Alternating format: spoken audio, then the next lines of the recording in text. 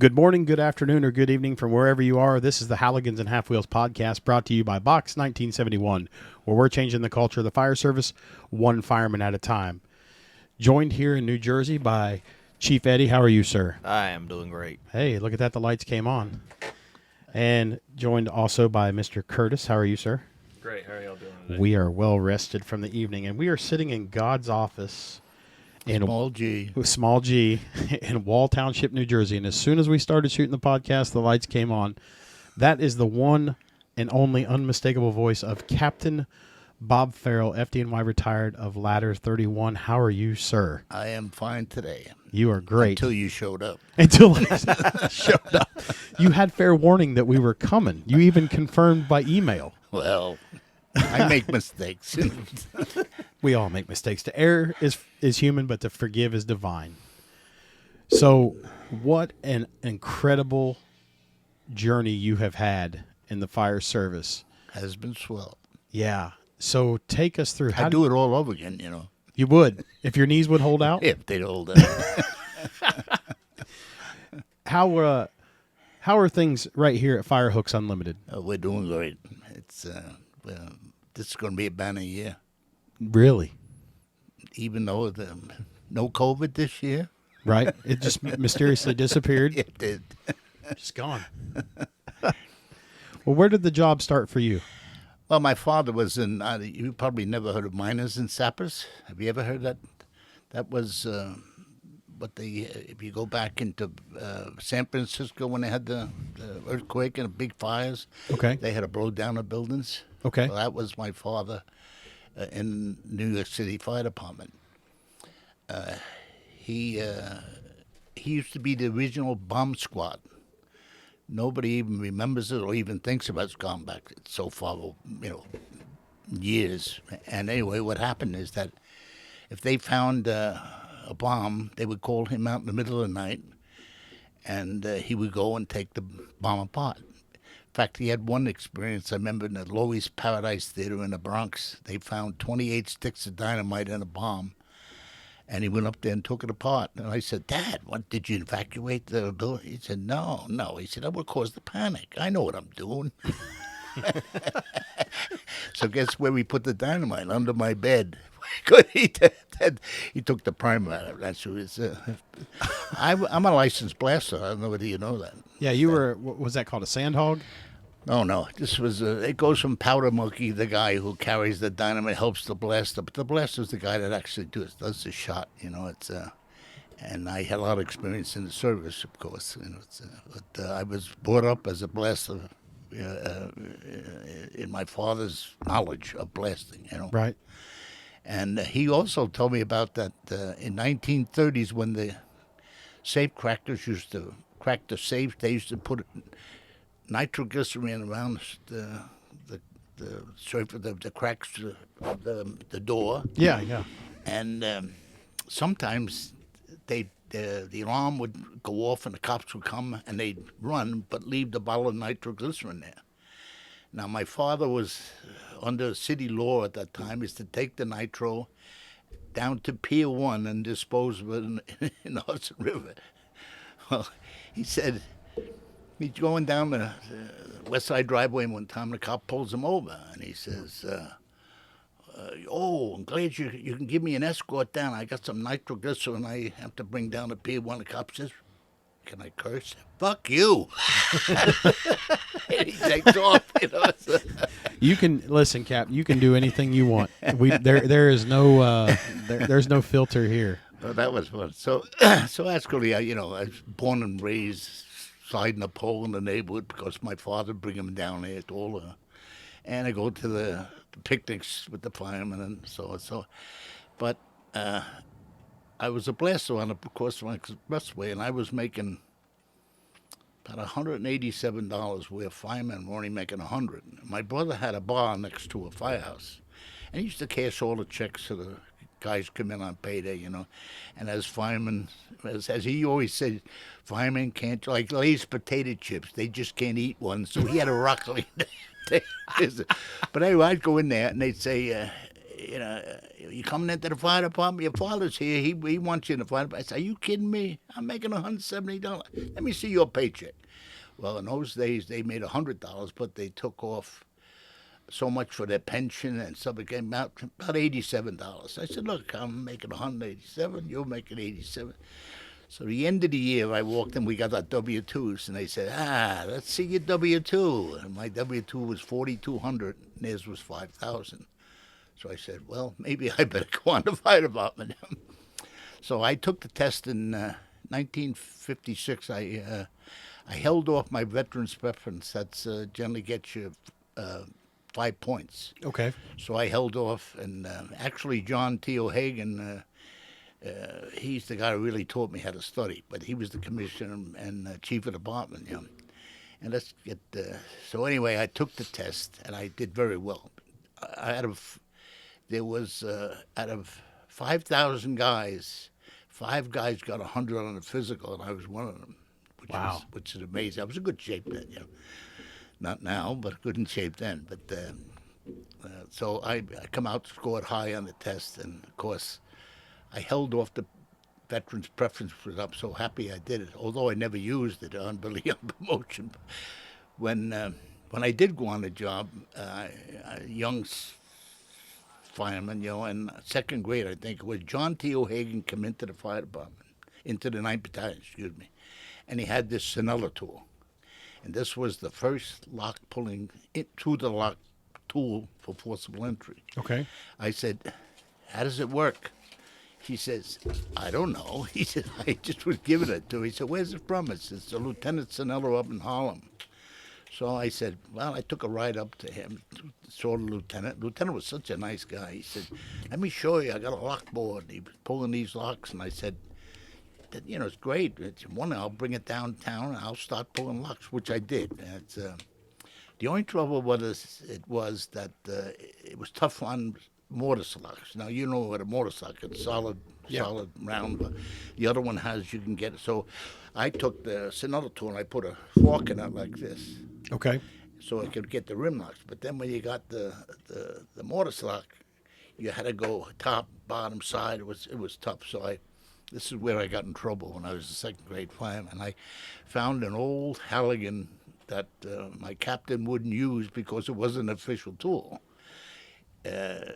Chief Halligan he was a commissioner. He couldn't sell his tool to the fire service, conflict of interest. Yep. So, but everybody bought them. In fact, Ford Truck bought it. But my captain was an official tool, so it was in the bed of the tiller rig. So I took it out of the belt and I carved an A-type in it. I was pulling locks, the mortar lock. It was fantastic. Well, he found out and he said, hey, kid, here's an address up in Parkchester, New York, Parkchester in the Bronx. And I want you to go buy a new Halligan on your course. I said, Jesus Christ, Cap, I only make, I think it was at that time, $110 for 15 days. So I went up to the Bronx and knocked on this guy's door. I'm looking for a factory, but it wasn't. It was a Parkchester complex. It was an apartment complex. Anyway, I knocked on the door and I said, am I in the right place? He says, Chief Halligan says, yeah, what are you here for? Buy a Halligan. Is this right? He says, yeah. He goes to a closet, picks one out. He says, $36. I said, holy shit, $36. That's a lot of money. He says, all right, you a fireman? I said, yeah. We called ourselves firemen in those days, not firefighters. Anyway, He said, all right, give me $3 off. Give me $3 off. So now I take the tool and I go, next day I go down to my captain. He's still working. I said, here's your Halligan. I own the other one? He said, no way. That was bought by the people in this firehouse that stays here. So anyway, my John T. O'Hagan was a captain of rescue and he was a very smart guy. And he got motor battalion chief, and I guess he was well hooked because he come into the 9th Battalion. That's the bon ton of the fire department. Is the 3rd Division, 9th Battalion.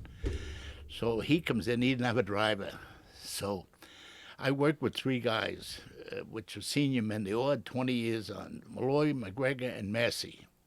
So naturally, because who was going to drive the Jeep? They weren't going to drive the Jeep. Sure. So they made me drive the Jeep. So the Jeep I was driving along first night. I had driven the battalion commander, which was a super Chief Hickett, but he taught me a lot of things. Anyway, I'm driving O'Hagan, and we're going to different small fires. Well, all of a sudden, we get one out of a tenement, about 3 stories, out 4 windows. And he says, "Send a second alarm." I says, "I didn't see any water in the line yet." So he said, "I didn't send a second alarm." So the water goes in the line, goes up, the fire goes out. Zoom. Water does magic on a fire, as you all know. It's a shocking thing. So he right? runs to me and says, "Did you send a second alarm?" I said, "No, I thought you said 1-on-1, the rest fish." It's He says, "Oh, did I?" He did. Oh, did I? Well, anyway, this guy was, to me, was the, after drive. Oh, by the way, I was driving for about 6 months. I said, "Where's your aide?" He said, "Oh, he's coming. So now I'm into 8 months. I said, "Where's your aide?" So he said, "You want to be my aide?" I said, "No, I'm only a second-grade fireman. I wanna learn firefighting." He said, "I'm going to be chief of department, I said, "Boy, this guy's got a lot of chutzpah. He's going to be chief of department?" I mean, 39 years of age, he was chief of department.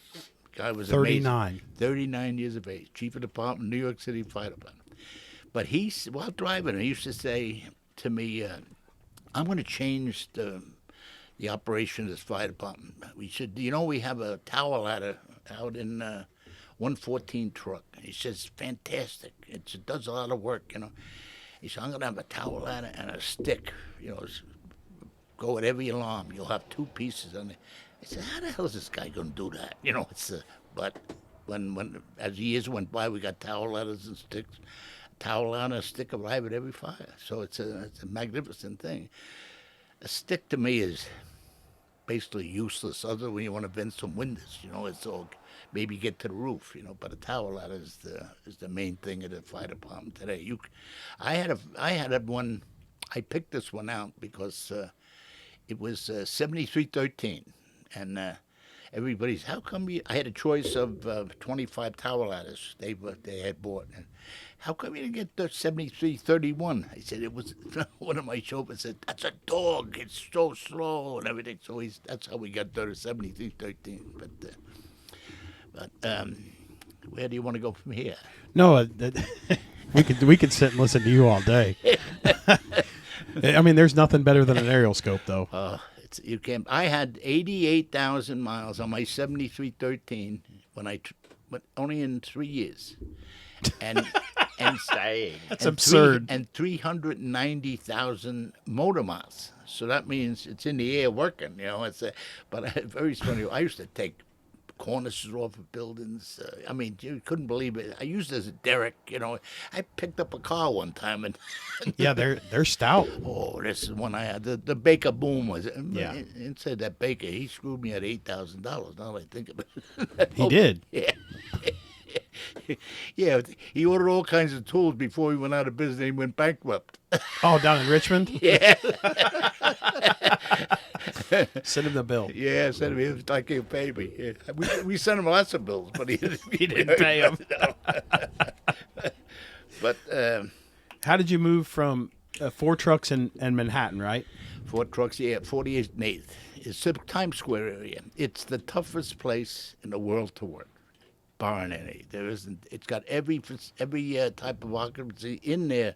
Response to old law, new law, H's. Even has a frame, which is the old Queen Anne out of Queens. Has one of those in the district, But they has fires. You could have a fire 3 floors below the street. It's sub cellars. Yeah. In fact, the New York Times fire. That was, I think that was the 3rd alarm. We lost 2 guys on that. And. In fact, there's a usual thing. A friend of mine, I was the tillerman at the time in Fort Truck, and this fellow wanted to died to drive the tiller. So I said, "Okay, drive the tiller. I'll make a mutual with you." He begged me. So I took off this night. That's the night. Our normal response is to go to the roof on the first 2 truck, And he didn't know enough. He was out of a squad company, of an engine company. He didn't know what to go up there. So he went down trying to get down the cellar. Well, the 2 guys that went upstairs lost their lives. They had carbon monoxide poisoning. It's both of them. And the senior man on the Proby, he dragged the Proby down, threw him out the window, and then threw his helmet onto the second roof. And when you see a helmet, that's supposed to be a fireman's in bad shape, Right. So he did, but by the time they got him, they both were dead. It was a shame. So. Well, when did you go to the Bronx? I was due to Chief O'Hagan. He taught me how to study. He said, "You studying, kid?" I said, "No, I haven't got the youth. Not for me." So he said, "Come on, there's going to be a test coming up in about a year." It was a little less than a year. I think about 9 months. He says, "If you take my thoughts and let me guide you, and I'll make you a lieutenant." I said, "Oh, I said, I studied for 4 and 5 years, never make a lieutenant." He said, "You do it my way, and I'll make you a lieutenant." He said, "What we're going to do is not study up. You're not going to study for chief of department. You're going to study for what firemen do, because that's who you're supervising."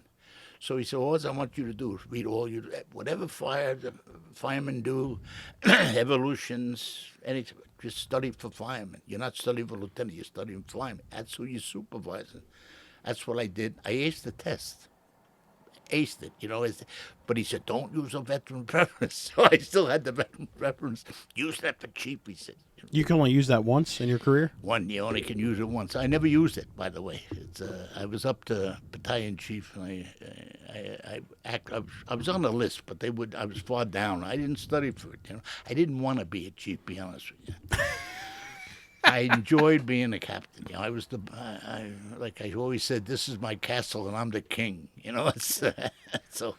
Well, we introduced you as God. How did you get that nickname with a little G, not a big little G? G. Well, when I was covering lieutenant in the 6th Division, you cover all engines, trucks, and everything. So I finally covered 31 trucks.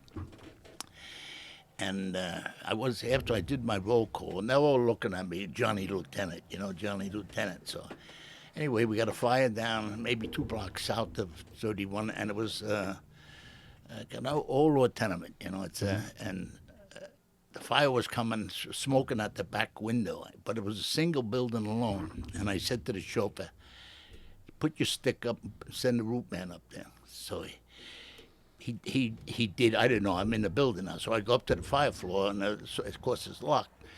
And I got the can man with me, and where the hell's the Iron Man? The Iron Man isn't here, So I said to the kid, "All right, take your hook, hit the Sonella." I carried a Sonella tool, hit the Sonella. I pulled the lock, and I opened the door. And we all go down to and the kid's operating the can, but the windows don't break. And I said, "What's happening here?" Anyway, the engine finally comes up, and they stretch a line, they put out the fire, But so I got back to the company, and I had roll call. I said to them, "Gentlemen, this is probably the worst truck company I ever worked with in my lifetime. None of you did what you're supposed to do. The chauffeur maybe did his job. He put the stick to the roof, and the roof man went up. But the roof man didn't break those windows, which he should have. And I'm taking a feed. My can man's taking a feed. And those windows didn't go. So you didn't do your job, did you?" And the roof man's looking at me like, "Who is this guy?" I said, "Now, who is the forcible entry man, Mr. Seebeck?" and Alan Seebeck. I said, "What is with you running through?" "Well, thought we had to cut the roof, and the roof was up." "But you didn't think about forcible entry?" I said, "Would you leave me to think about what?" Anyway, I said, "You didn't do your job either." So they got back.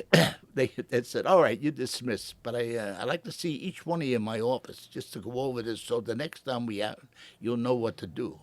So going up the stairs, he says, "That fucking Johnny Lieutenant, he thinks he's God." That's how I got the nickname. They call me.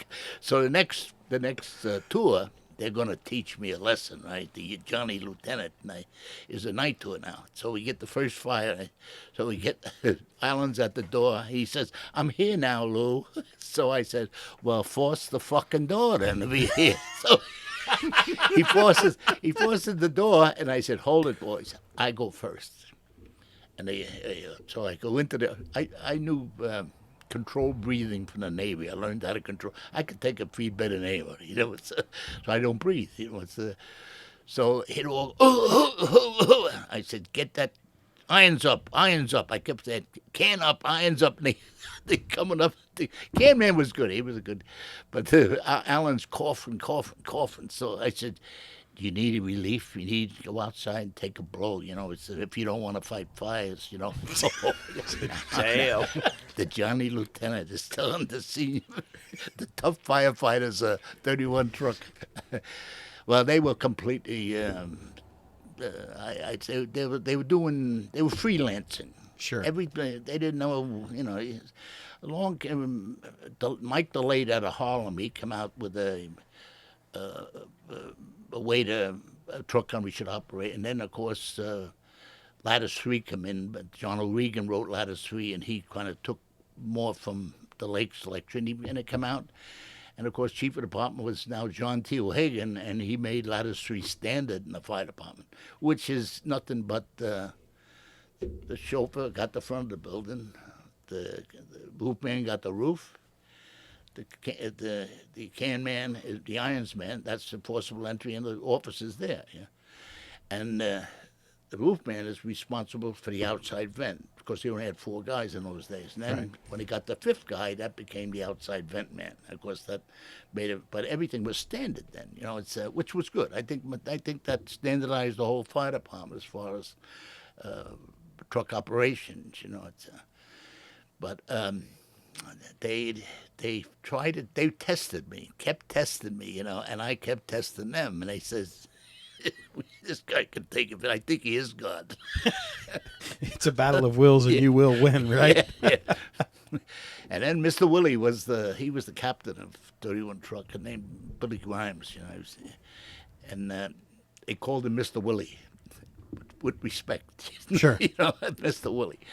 But they didn't call it to his face, Mr. Willie. He was, you know, boss, but I'll say Mr. Willie. That we got a nickname anyway. But Mr. Willie asked me, would I take? Because I was a stiff ass, and he said you wouldn't take any shit from these guys. So he said, I want you. So anyway, I became a lieutenant. I stayed there 6 years, 7 years, and I took the captain's test. And I aced the captain's test, thinking of old John T. Study down, and I did study down, and I aced it. You know, so I didn't use my veterans yet, so saving it for chief. You know. And chief's test come along, and I passed it. I didn't study for it, but I passed it. I was on the bottom of the list. You know, I don't think they were. I think they almost got me, but I was on medical leave, so I don't think they would have promoted me anyway. But anyway, I worked a year and 3/4 as a chief. You know, and I didn't want to be a chief. And all of a sudden, when I was an acting chief, I kind of liked it. And the reason I liked it is that. I could go up to a building, and the layout would be in my mind. I knew every building in my area, old lieutenants, new lieutenants, H's, you name it. I used to click in my head. So actually, I was a good chief when you think about it. I knew where the pipes were. In a H-shaped apartment, there's only 4 ways of auto exposure. It goes out the windows. They had these channel rails. Very rarely would extend on that one, but there was 2 areas of extension of fire. One was outside the bedroom of. I'm Italian. I talk with my hands. Yeah, you're good. Anyway, outside the bedroom was a bathroom. In the bathroom, outside the bathroom, in a closet, was all the pipes going to the roof. You know, it's the soil pipes. You know, now in the kitchen, there's the water and there's the gas pipes. You know, that's the 2 areas of expansion. You know, right. Now in my when the Bronx burned, they formed a little city hall in Southern Boulevard, you know, and they would get all the burnouts from the H's that were leaving for better area. Let's put it that way. When I first went there, the H's, there was the Poet area. We never went there because it was a Jewish neighborhood that kept it nice, little airmail in the yard. You know, airmail is garbage. You know, it's. But we never went there. So then all of a sudden, when Co-op City opened up and the fire started to burn there, these people left. So the whole Jewish population left, in a period of about 5 years. But the first guys that left were the walk-ups. The elevators stayed for the last, at the elevator apartments. So the walk-ups were the first areas to burn. I think it was the first H's ever burning in the city of New York was the Poet area. You've heard of John Salker. You know him. Now he was the battalion chief, 18th, of course, many years after I left. Sure. That was his area, and when there was an awful lot of buildings left for him to burn. These could hold you could have 50 fires in the building and it would hold. But what the landlords did got smart. Now I don't think I can blame the landlords. They had rent controlled. Now oil went up, salaries went up, everything you can think of, and yet the guys were paying for 4-room apartment $42. So, this guy couldn't. So what did they do? They started to say, how can I raise the rent? So we started going to fires in the Poet area. They'd have garbage under the gas meters, which is the pipes going to the roof. It's the gas, water, and go up to the kitchen. So he would set a fire there in garbage. And who knew who his torch was? We don't know that. But anyway, I kept getting fires in the kitchen. I couldn't figure something. We'd have to go to the top floor. Be fire up there. We have to open all the kitchen walls all the way down from the 6th floor down, and naturally we shut the water and the gas, and the people in that area, they couldn't live there anymore, so they moved out. The landlords come in, they redone the apartments, collect the insurance, of course. Sure. Corrected the apartments, raised the rent 5 times. What those paid. So they were all getting on. Every time they had a fight, they'd raise the rent. So that's what the destruction of the South Bronx really is from. It was the landlords, but I pity the landlords because they couldn't afford to run the buildings. Right. And then of course Gasoline Gomez, you've heard of him. Yep. That's my favorite guy. He knew his building construction as far as where he poured the gasoline. On the roof they had vents, and he'd knock off the vents, pour gasoline in the cockloft, and set that. Boy, once the cockloft goes, we got to come up. Once we cut the roof, the building is forget about it. It's. And I used to try to hold my men from cutting roofs. Which was try different things. It didn't work. So the Bronx burned. What was that like? I mean, Mike was talking about it. We talked with Mike, and he said sometimes you take in 4 or 6 fires a day. Oh, that's nothing. I went one. I did it when I was a lieutenant. I had a mutual where you work his guys, other lieutenants tour. Like I had the day tour, and I worked the night tour for him, and the next day he would the day and night. I had 98 runs and 13 structural fires. In a 24-hour period? 24-hour period. Nobody believes it. It's very hard to believe. But we would. I was a great overhauler in vacant buildings, especially that I go front to rear, and I put a trench down the apartment, and front to rear, and I'd leave. Say the engine, wash both sides. I'm gone, and I go to another fire. Trucks were wanted more than engines. At a box you get 3 engines and 2 trucks. Well, naturally, I went in with 42 truck and 19 truck, but they be out to other jobs, so you didn't get a second truck. So my friend Mr. O'Hagan come out with a above the fire team, and if you see Man Alive, you see all the men on there. Yeah. Oh, the reason that is that they had the above the fire team. They gave us 2 more men. But a little dangerous because I always got a guy that was a senior guy. He had a handy talkie and he's forcible entry tools. And I'd always send a senior guy, make him an acting lieutenant, and he'd go above the fire. But 2 guys going above the fire, they have to force the door, they have to do the search. It wasn't a good thing, but that's why you see so many on 7 men. Yeah, there was a lot of guys in that documentary. Yeah. What was it like working with Dennis Smith? I was at every one of his fires in the book, but he didn't particularly like me because he called me a hard ass. I made him wash the toilets. That was one of the things that he didn't like. God rest his soul, didn't like washing toilets. No, he didn't. But then he was in the engine. He had his thing, I guess. But I don't want to talk about guys in the engine. No, it just, that documentary put La Casa Grande kind of on the map for folks that didn't know. Yeah, right. About 82 engine and 31 truck. But you couldn't, you go to work at night. You get on a rig. I generally go in an hour early, do a little paperwork, and I'd get on the rig, and I'm going from fire to fire to fire, false alarm, rubbish, car fire, coming out four windows. It's just every night was the same thing. When you went to work, you went to work. And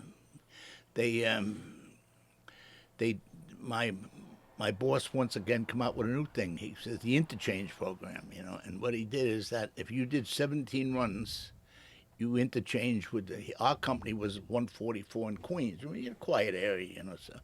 But I don't want to go there. It bothered me to go there. I'd rather stay in my own area. I knew the area. I had good men, and I used to say to my men, "Look, I'm not interchanging if I can. I used to take a page with 17. We do 26 runs, So I'd take a page out, 7 and Chief would look at it. Oh, you only did 8 runs last night. Okay, you're staying. He didn't want me to go anyway. You found a way to be a habitual line stepper. Yeah, and there was another one is that 2.5 hours of fire duty. So that page I had to take out because no matter where it was, 2.5 hours. And I used to throw the false alarms out the window. That was one of the stories. They had 82 and 85 were in my quarters. Both of them did 9,000, 10,000 runs, and I only did 8,000. Only 8,000. So they said, "How come?" The chief got me one day, the deputy. "How come you go out with both of them? When 82 goes south, you go with them.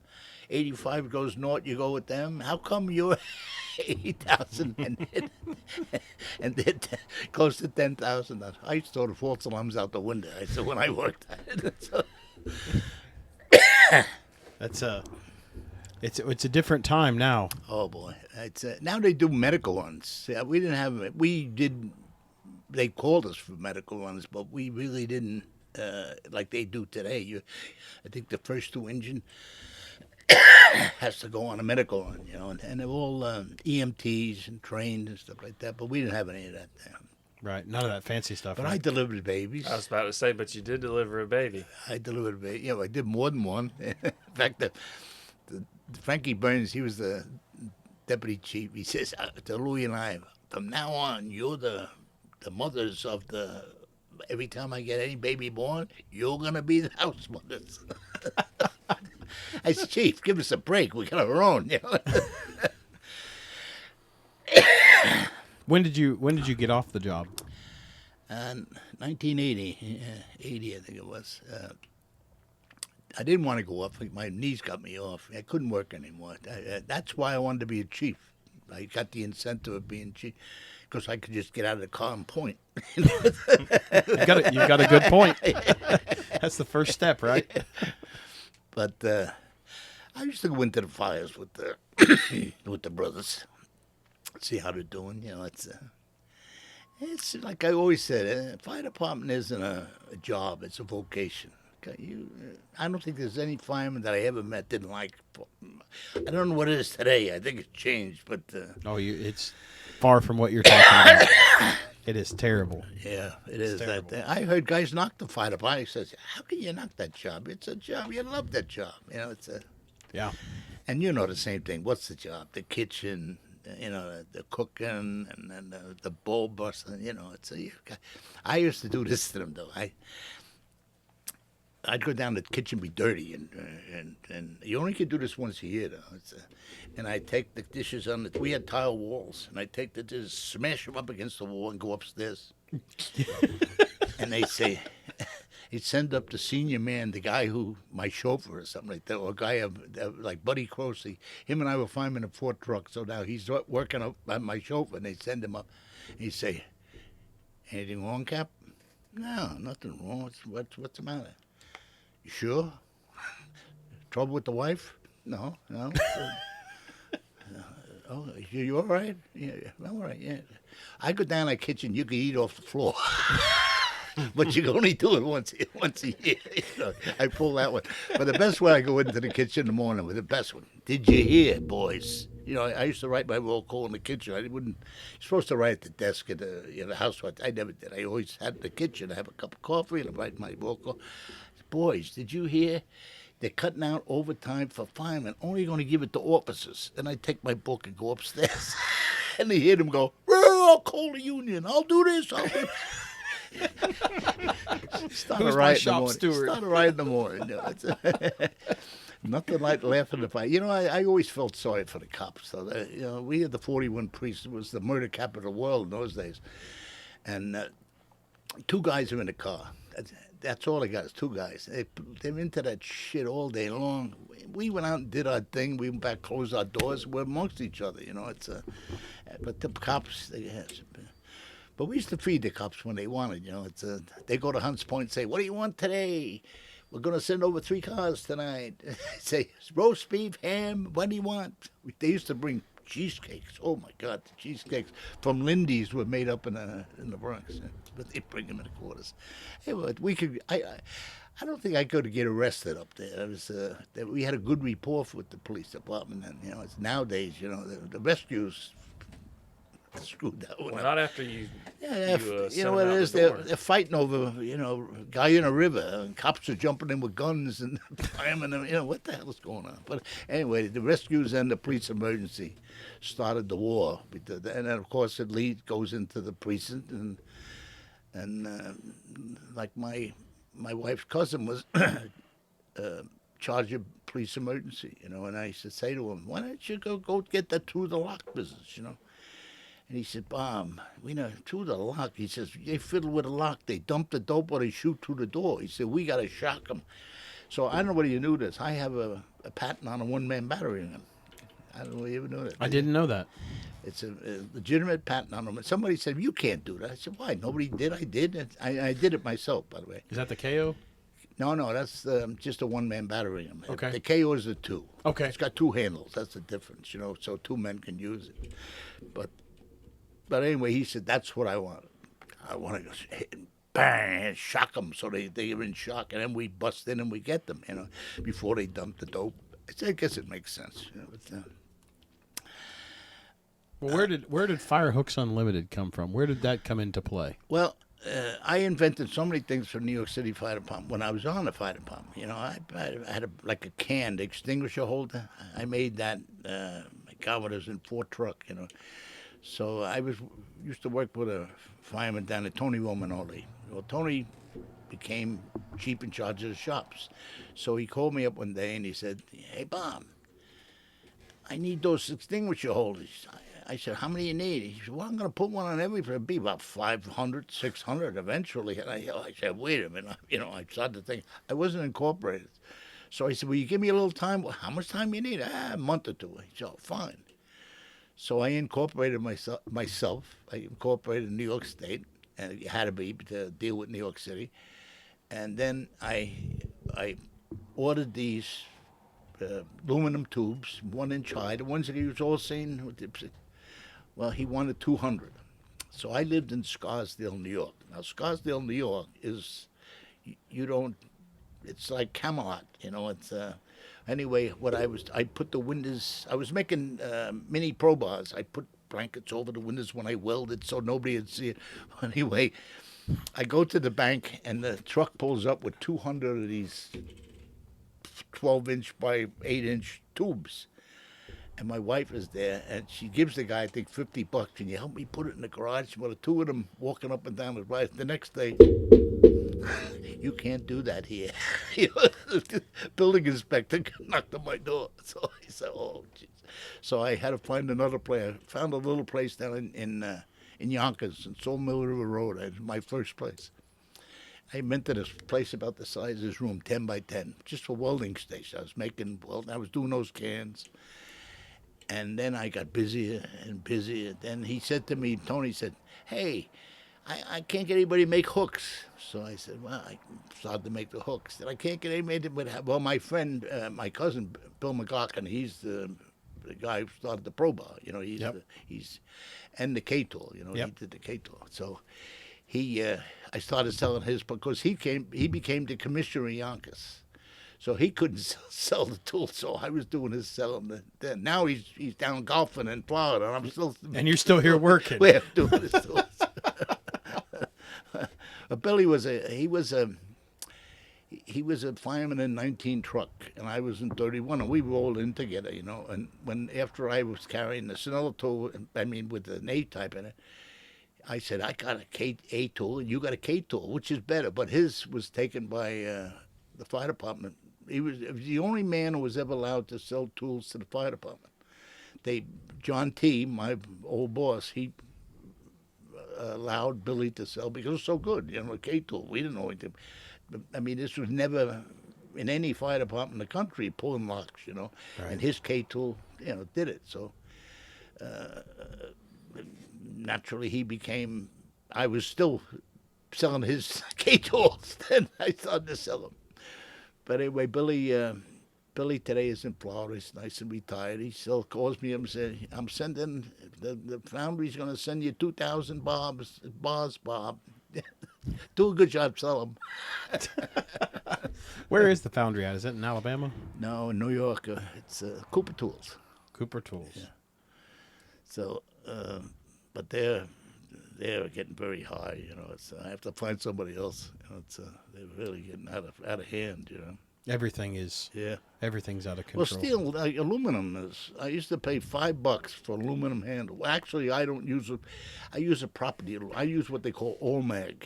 Okay. It's as strong as steel, but as light as aluminum. You know, I used to pay $5 for. And guess what they are now? $11.75. This has only happened last year, though. It's, just jumped. $11.75 from $5. So that's aluminum. Yeah. Well, I think you did your first price hike. The what? You did your first price hike increase. I'm your first holding increase. it since first price in history in 20-some Yeah, years. crazy, right? And I'm still holding this from last August. And Yeah. guys keep saying, "How come you haven't raised?" I say, "I'm going to have to someday, you know." Right. But you know, I don't want to rob the firemen. They're one of my own. You know, it's. That's one thing that I wish people would understand is that, you know, just because it says fire on it doesn't mean you have to break it off in us. And they do it. Oh, they do. Yeah. It's hurtful. Talk to me about. I love this story. When you went to talk to Chief Halligan about getting the acquiring the Halligan tool, I love this story. Wait a minute, when he answered the door and I bought it for $36? No. When you wanted to get the patent. Oh, we asked him, keep his name on it? Yeah, you wanted to change it? Well, we asked him, we're going to change it. You know, do you mind us changing your tool? And he said, no, I don't mind. It's just, the only thing he didn't want us to sell it to New York City. Of course, he had that they never bought him. I think he had a hard on for New York City. You know? Well, I mean, that burned him probably. Probably, yeah. But the guy was 96 years of age, you know, and he was as sharp as you could. You know, he used to make rosy beads. That was very. That's what his hobby was after no more Halligans, just rosy beads he was making. You know, wow. Amazing guy, though. I deal with his son called up, his grandson, I should say. He called me up and he said, I have 7 children, or his great-grandchildren. I'd like to give them original Halligan. Ooh. So I said, I know they were starting to get, one dope put it on internet, $1,500. Yep. Old fun. Anyway, I had a little thing. I got one, but I had to give one guy up in Massachusetts got me for 3 6-foot roof hooks, 2 Maximus mods, and what else did he get me? Oh, a can holder for 1 Halligan. So I know that in Winston-Salem, North Carolina, there are 2 original Halligan tools still in service to this day. I found that out when you were trying to locate those Halligans, and I tried to go down that same rabbit hole. Yeah, I finally got 7 of them, but it cost me. I'll tell you what it cost me. One guy said to me, "I want $1,000."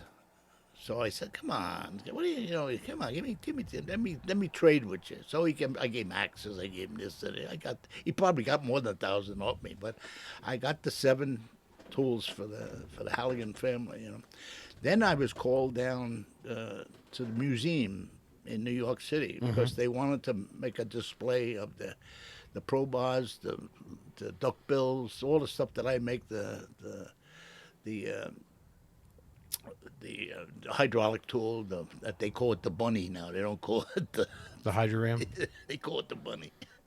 Anyway, I was down there and I met the Halligan family, and it was such a interesting people, you know. They're all sweetheart people, you know. And I was so, and John, let me think of his name now. He was a Brooklyn lieutenant. He made this beautiful cabinet with to mount these tools in it, you know. And I'm down there for the day with them. It was really a trip. And I asked him, I said, I hope you don't mind us. You know, I wanted to call it the Halligan, but he had a trademark, I think, on the Halligan. And in fact, Paratech come out with the Halligan. They made it, they had to change the Hooligan. Yeah. Because he had the family had a trademark on the Halligan name, you know.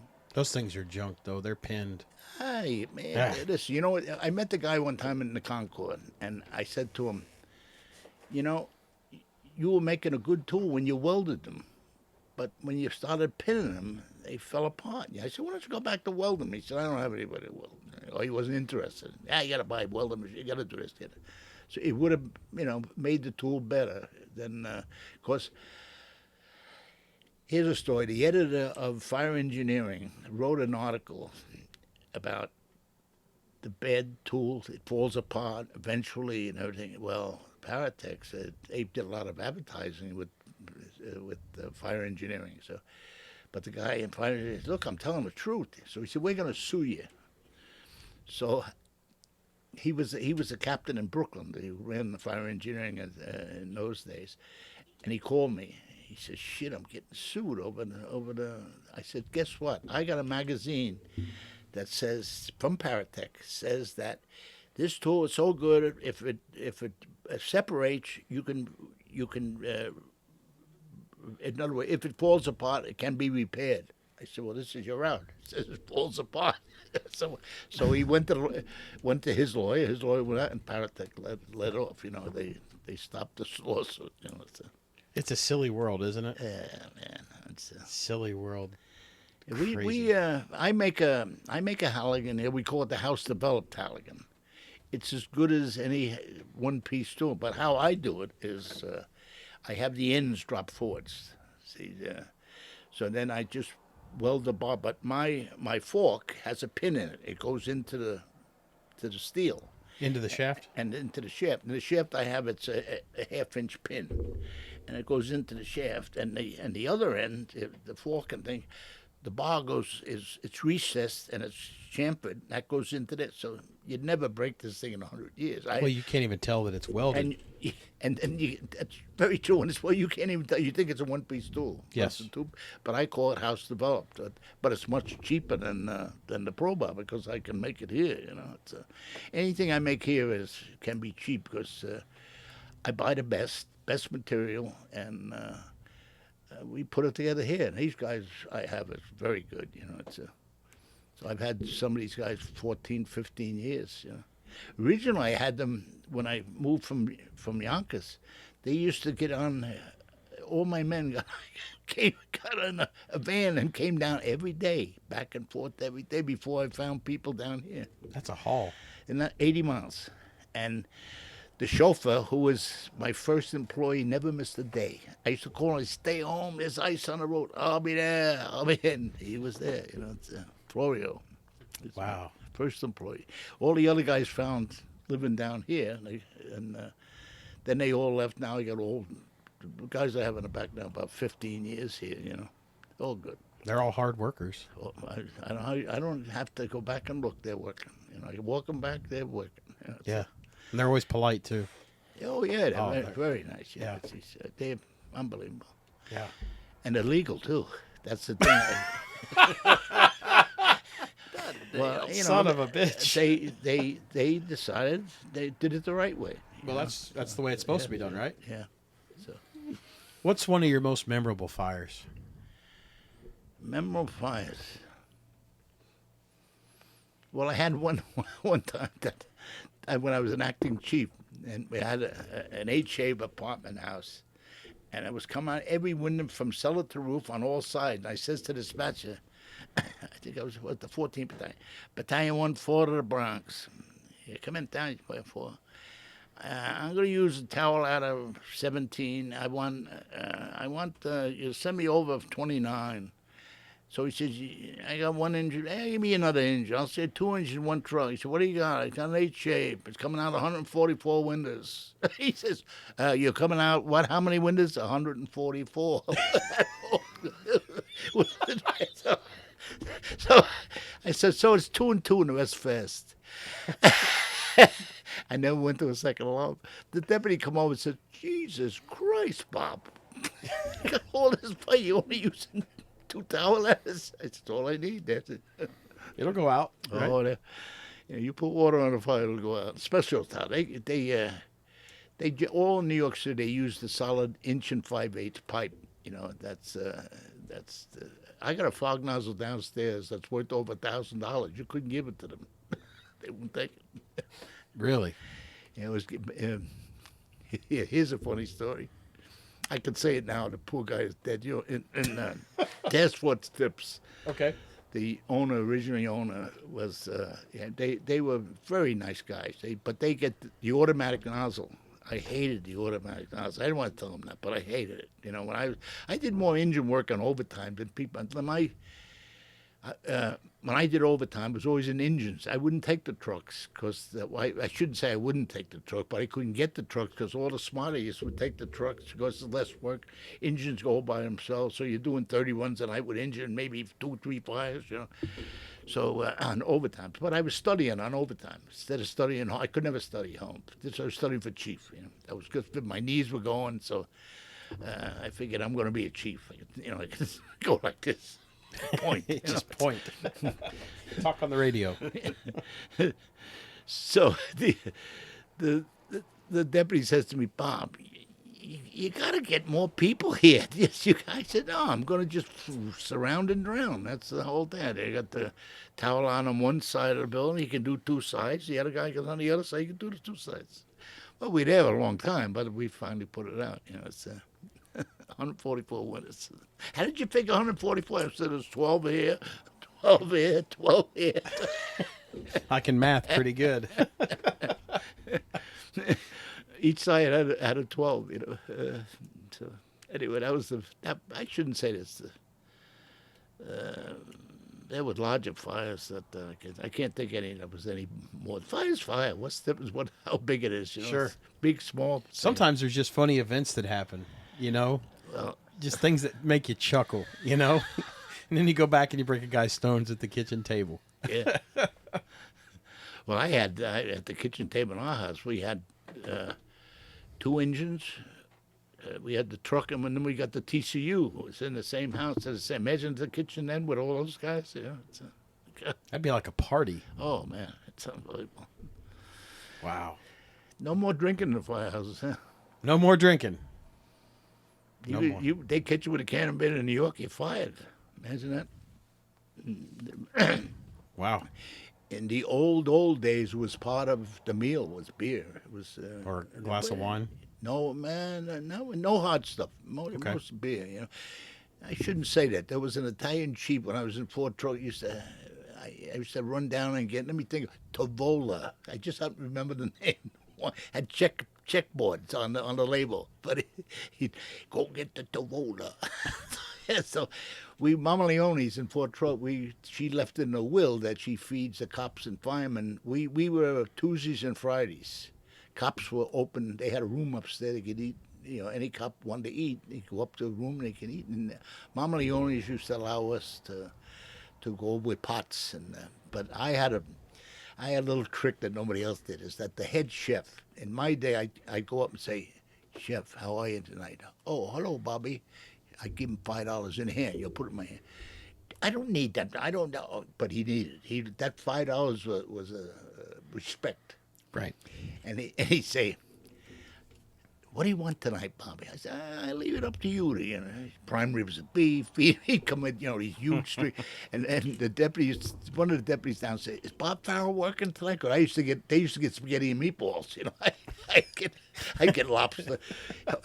What do you do? We had a pot of shrimp. Now, we used to throw out, this guy, Harold Papman and I, we counted the shrimp, 5 in a shrimp. We put about $500 worth of shrimp. We used to throw in big, colossal shrimp, Sure. And we throw them in the garbage. So I says to him, my wife, let's bring jars home. So we used to bring jars home of shrimp. My wife would be drooling at seeing me coming down the path with these huge shrimps, But Mama Leone left in the will to feed the firemen. I don't think they have it anymore. Wow.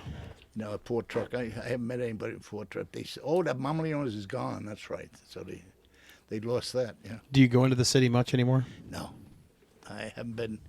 Last time I was in the city, I went to a funeral, which I hate to go to funerals. Yeah. In fact, one of the best guys, Ingeman I ever seen, just died lately, Jimmy Stark. And he was with 82, then he became a captain. He was down in Harlem. He was a captain, I think. That was a 34 truck, 34 engine, I think it is. But he just died. Now he was a Korean War veteran, so he's my age, Right. So I couldn't make the funeral because it's way up in Monroe, New York. I didn't even know where the hell Monroe, New York was. Well, we would be remiss if we did not talk about your book, The War Years, that you wrote with J.M. Kearney. This book is, Curtis, you kind of summed it up best when you said it was a page turner because you couldn't stop. Put it down. Yeah, because it is funny. It's like this conversation with you. Well, that's Joe. Joe called me. I was writing in Facebook. Yeah. So Joe called me up. He said, Joe Kearney. He's the guy that wrote Backstep 1, 2, and 3. Yep. So he called me up. Now, I didn't know Joe from the hole in the wall, and he called me up and he says, my father was in the 44th Battalion, and he's in your era. And of course, Joe is writing from the 80 up, and nobody's ever wrote from the 60s and 70s, And he says, I've been reading those Facebook stories. Let me put it together. So he make a book, and he did. He just organized the Facebook and come out. But it was all from, it was all from Facebook stories, like you have. Yeah, that was before the book. Yeah, so he. Those posts got a lot of interaction. People loved them. You mean when I was on Facebook? Yeah, when you'd write. Yeah, somebody said, "What do you write in the book now?" Everybody read your stories. Well, the good thing about your book is that all the proceeds and profits, and they've got a lot. Yeah. So far, it's about over $1,000 a month. I've been sending both of those organizations. So the book is doing very well. Yeah, it is. And I'm looking at how many fire departments in the United States? About 199. I think there's 10,000 fire departments. So if I just do a 99, I'm doing well, Right. I think there's, what is it? We have how many million? 100,000 firemen? No, I think we're up over 1.5 million now. Yeah. Oh. Yeah. Well, and most of them, when we were talking, wish they could plug that book. Well, the thing that we've tried to, like when we've talked about this, when we said this, you said, read my book, kid. And not everybody digests reading anymore. I would wish that you would put this in an audio book form. I think if you had somebody reading it in a New York accent would be absolutely not a bad idea. Phenomenal. I'd still send that to the Honor Legion. The Honor Legion helps the widows. Right. And you wouldn't believe what these guys do. I had one story is that a woman lost her roof. Now, she's a widow, So she happened to see one of the guys in the Honor Legion. She says, they're charging me. They want to charge me $40,000 for doing her roof. He says, $40,000. So he says, don't sign anything. They show up with, I don't know, 20, 30 guys. They did a roof. And he said, thank you very much. Didn't charge you a dime. It's right. So that's what they need the money. Now, Joe Dees is one of my favorite funds because I was involved before I knew Joe D or his son died. I trained every truck and rescue on our old roof system that we had, our belts for rescue, you know. Right. So I trained the whole fire department.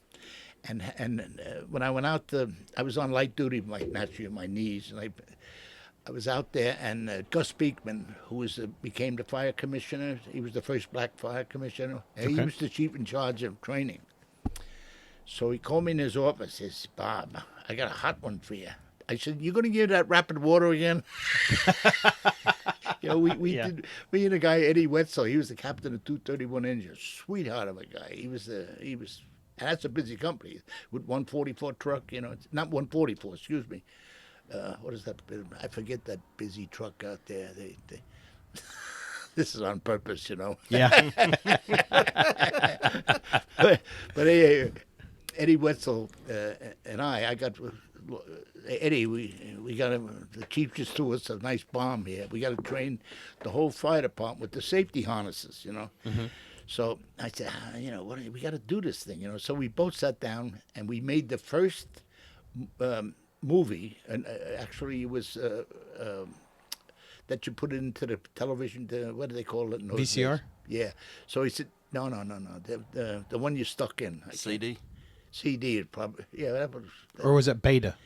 Little round one. No, it was a square box. Yeah, VCR. VHS. Yeah, VHS. But this was to send down to all the fire departments so they could train eventually. But at the time, it was the first one. So the guy in charge of the filming, I got a hold of him. I said, "Can we make this video?" He said, "Yeah, we can make it. I'll do it." So then Dennis Smith was on light duty at the desk on the island. He was going out of the job, yeah. So I said, "Dennis, you need some time?" He said, "Yeah, can you get me some time?" I said, I think I can if you do us a favor." "What's the favor?" "You write all the pros for this training bulletin." "Oh," he said, sure, I'll do it. "Can I get next Friday off? Let me speak to the chief." You know, and of course the chief said, "Sure." You know, here I got the guy who wrote a book, Portman Engine 2, you know, so he did all the pros. Then we did the filming. What we did is that when they come out to the Rock, we had sometimes 4 truck companies or rescues, generally 4. We show them how to put the harnesses on in the morning. We had a stage, you know. And I was the actor, and I put it on. And pay attention, you motherfuckers! You know, and we showed them Then what we do is that on the training bulletin, the guys go out the first floor. You take them to the first floor. We filmed it. Then we went to the 3rd floor. We filmed it, and then we went to the 8th floor. That's a long ways down. Yeah. So, but between Eddie and I, we made it very simple. And the commands were mount the sill, 3 turns, boom, boom, boom. Hands on the cheek. That meant on your ass. One guy went like this one day, and I said, to his face be a cheek? wise guy. He put his hand to the cheek. So we had to say, "Cheek of your ass," you know. And we trained every truck and rescue on the job. When that happened to Joe D's son, it was kind of close to me, you know, that we had trained the fire department. If they had our belts, that kid would be alive today. You know, that's the shame of it. You know, I got one hanging on the wall, by the way. It's 82 engines, but because they gave them to the engines after a while. We only trucks and rescues carried them. Yeah. But poor Joe D's son, if he had that system, and it was such an simple. Put it on your big, and that was it. It was like wearing, and guys wore it all the time. You know, they wore them 24 hours a day. You know, and yet they come out. I saw this new system. I don't want to knock the guy's system. You know, it's the most over-engineered thing I've ever seen in my lifetime. The ones that you have now. Yeah. It's over-engineered. It could be so simplified. You know, but they, you know, wearing a big bag and all that. Get out of here. Get out. That'd be the first thing I would have thrown off. You know, if I was I've seen guys stuff the stuff behind their knee pads. Yeah. You know, just trying to. You know what I had all my men do in my time? Parachute cord.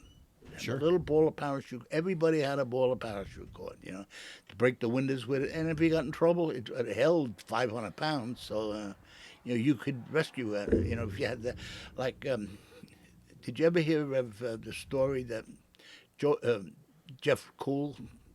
Yeah. Yeah. You ever hear the story? Yeah. Well, I just saw him a couple of weeks ago. He came in here, and I said to him about when he was telling a whole.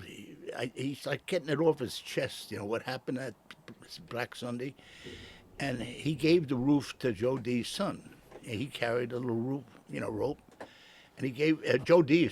Gave it to him.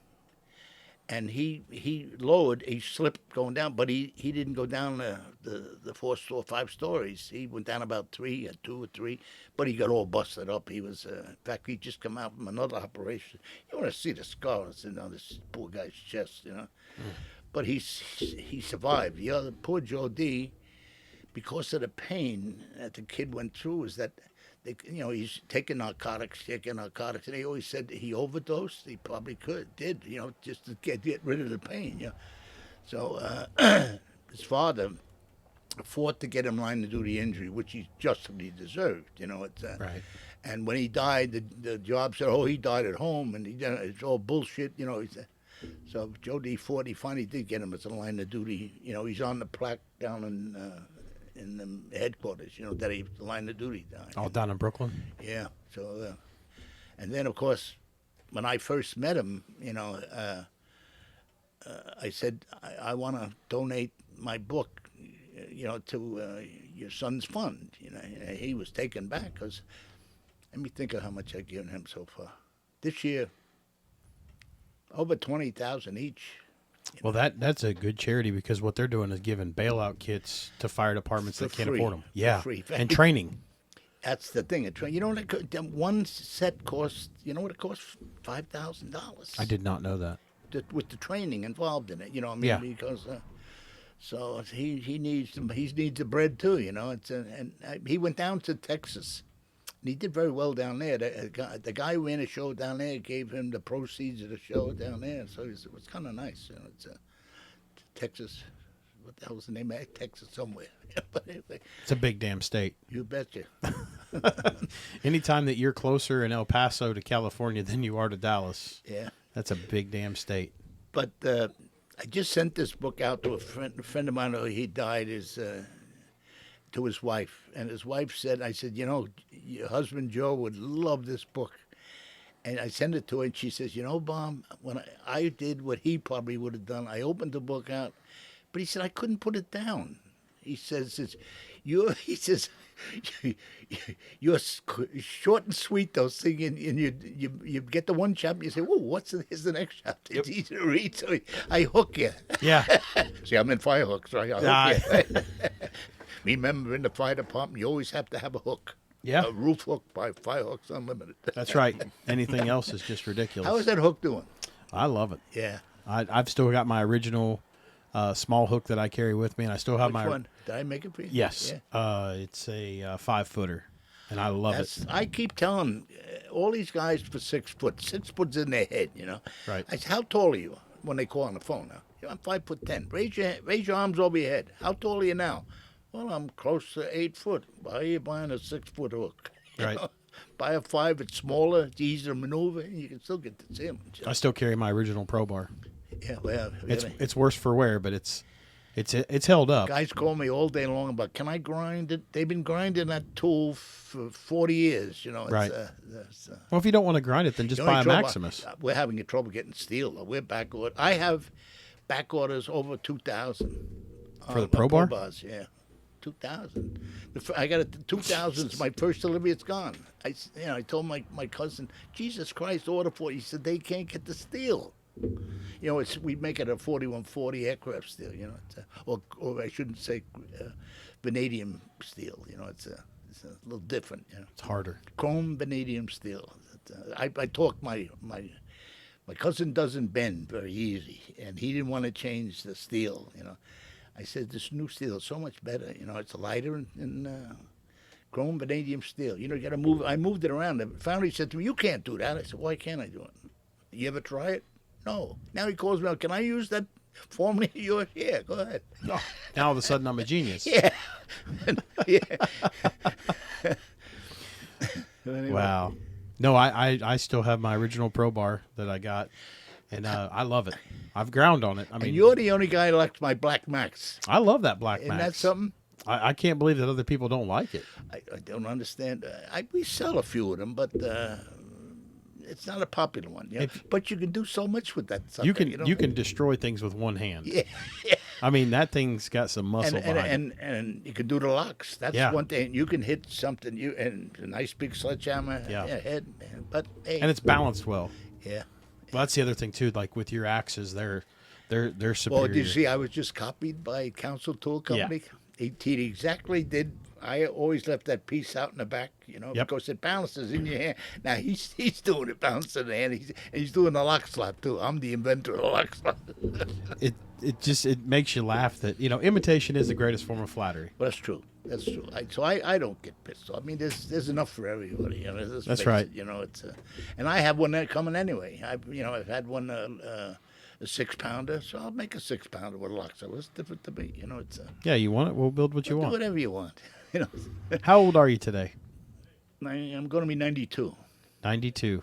Still swimming. Did 30 laps yesterday. Look at you. I'm going to go 30 laps tonight. I think this will be the last.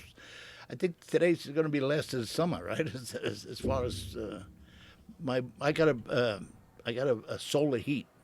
Okay. So it heats the pool by solar. The actually pumps the water into goes through the solar. So I can go to October, November. It's as long as the sun is out. Right. Sun no out. It's cold. Have you been watching the Mets play at all? Yeah, my favorite team, man. It's did you see last night? Grand Slam by man, what they were losing 4-0. Then Alonso does a 3-run homer. Yeah. Then I still down one. This is tough. They're not hitting. And all of a sudden, grand slam. It's and that 7-5. I think they won. So they beat them twice so far. Now, in fact, they're playing right now. Why am I here? Well, we're gonna go to a Phillies game tonight. Jesus Christ! Why didn't the Phillies beat Atlanta? The Phillies got the best team in baseball as hitting. Yeah. They got the and they couldn't beat Atlanta. Atlanta swiped them. It's a different world. And they stole one of our best pitchers. Stole him, sure. He signed with them as much as the Mets offered him. I don't know. Maybe he didn't like New York. A lot of people don't like playing in New York. It's a tough town. It's yeah. They'll tell you if you're bad. They'll boo you if you're bad. I don't think people have a problem. You never walk out of a room with anybody in New York going, "I wonder what they were thinking." Yeah. They're gonna let you know for sure. I'm telling you, we're just gonna hold it. You know what's gonna be the telltale of 3 in Atlanta? Yeah. That's going to be the one. Whoever wins that series, That's it. That's it. We'll have the division. Yeah. So, Cap, I got a few questions for you, if you don't mind. Why not? Going through the book, of course, anybody that hasn't read it, definitely pick it up, and you'll probably have it read in an afternoon. You can pick it up on Amazon. Yeah. Amazon, it sells it. Too bad I couldn't sell it. You can't, because Amazon has the rights to sell it. It seemed like in your career, you saw probably the most advancements in the fire service. Correct. As far as the K-12, where it came from, overseas to the United States, being part of FDNY, testing them out, going against the grain.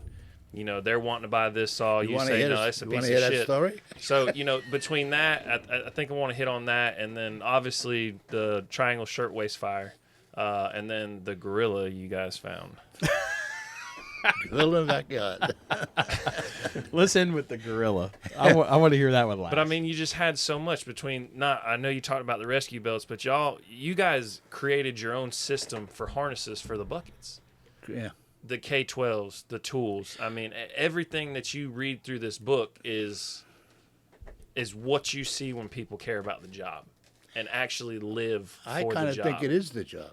Exactly. It's you took it a step further, and I don't think people, understand to have the drive and the care for the job that you do, what it entailed. Like, what did you see that created the fire service today? Well, one of the things about the saws is that I had a fire in a taxpayer on Southern Boulevard, and I was taught by a Chief Eckert about backdrafts. He said, on a roof, he wanted 25 square feet to negate a smoke explosion. But he said, you got to be careful of taxpayers because they can get heat and fire, and then, heat, but they need air to have fire. So I come up to this taxpayer this one night, and she's doing this huffing and puffing and huffing. So I tell the boys, get out of the roof, get that roof open. Well, the roof was sealed. You couldn't get it. We only had access in those days. So I didn't want the guys to go near the door. It was like recess, so I got a 25-foot straight ladder, and we were out in the street, and we forced the door that way. And 82 had the 2.5 charged, all ready to, as soon as that door opened, they were operating. Well, it whistled. I don't know if you ever heard a backdraft. It just whistled, and it sucked in this thing, and all of a sudden, smoke explosion. That's basically got the air, and she exploded. We knocked us all on our asses, And of course, it went to a second alarm. We surrounded and drowned after that one, But then I called up my friend. I was a fireman in Fort Truck, and Tony Romanori was a fireman in 54 Engine. And this is the old days. We were on 48th Street, they were on 47th Street, But we had a third alarm one night. I was detailed to 54 Engine. And we were going down the hallway. I think it was third alarm, I think. So anyway, we were on the top floor going down. We're making good, and I see this chimney, was start to go, and I grab, and it went, and Tony started to go with the chimney, and I grabbed him by his ankles, and I yelled, bring him back. So this is the story. When I called him up, now he became chief in charge of the shops. You want to buy an apparatus, anything, he was the boss. So I called him. I said, Tony, I want a saw. He said, what do you mean you want a saw? I said, I want a saw for ventilation of roof. And so he said, oh, okay, I can probably get you one. No, I said, I want it for the job. He said, nobody knows anything about saws. So I said, well, we'll be the trial and error. We'll learn by you send me up some saws. So anyway, he said, all right, I'll send you a saw. So he puts out a bid for, I think, 400 saws. And the worst saw, what was the name? I can't think. They were out of business today. But anyway, they win the bid. And I said, I don't want that saw. I shouldn't name it anyway, right? That's right. So I said, because it's the first one to quit. How I learned that, I had built a fire in a barrel in a vacant building. And we put, so we smoked up the room, and we opened the door, and we went to saws, that Tony sent me. The first one to quit was this saws, Anyway, I said, I don't want that saw. He said, but they won the bid.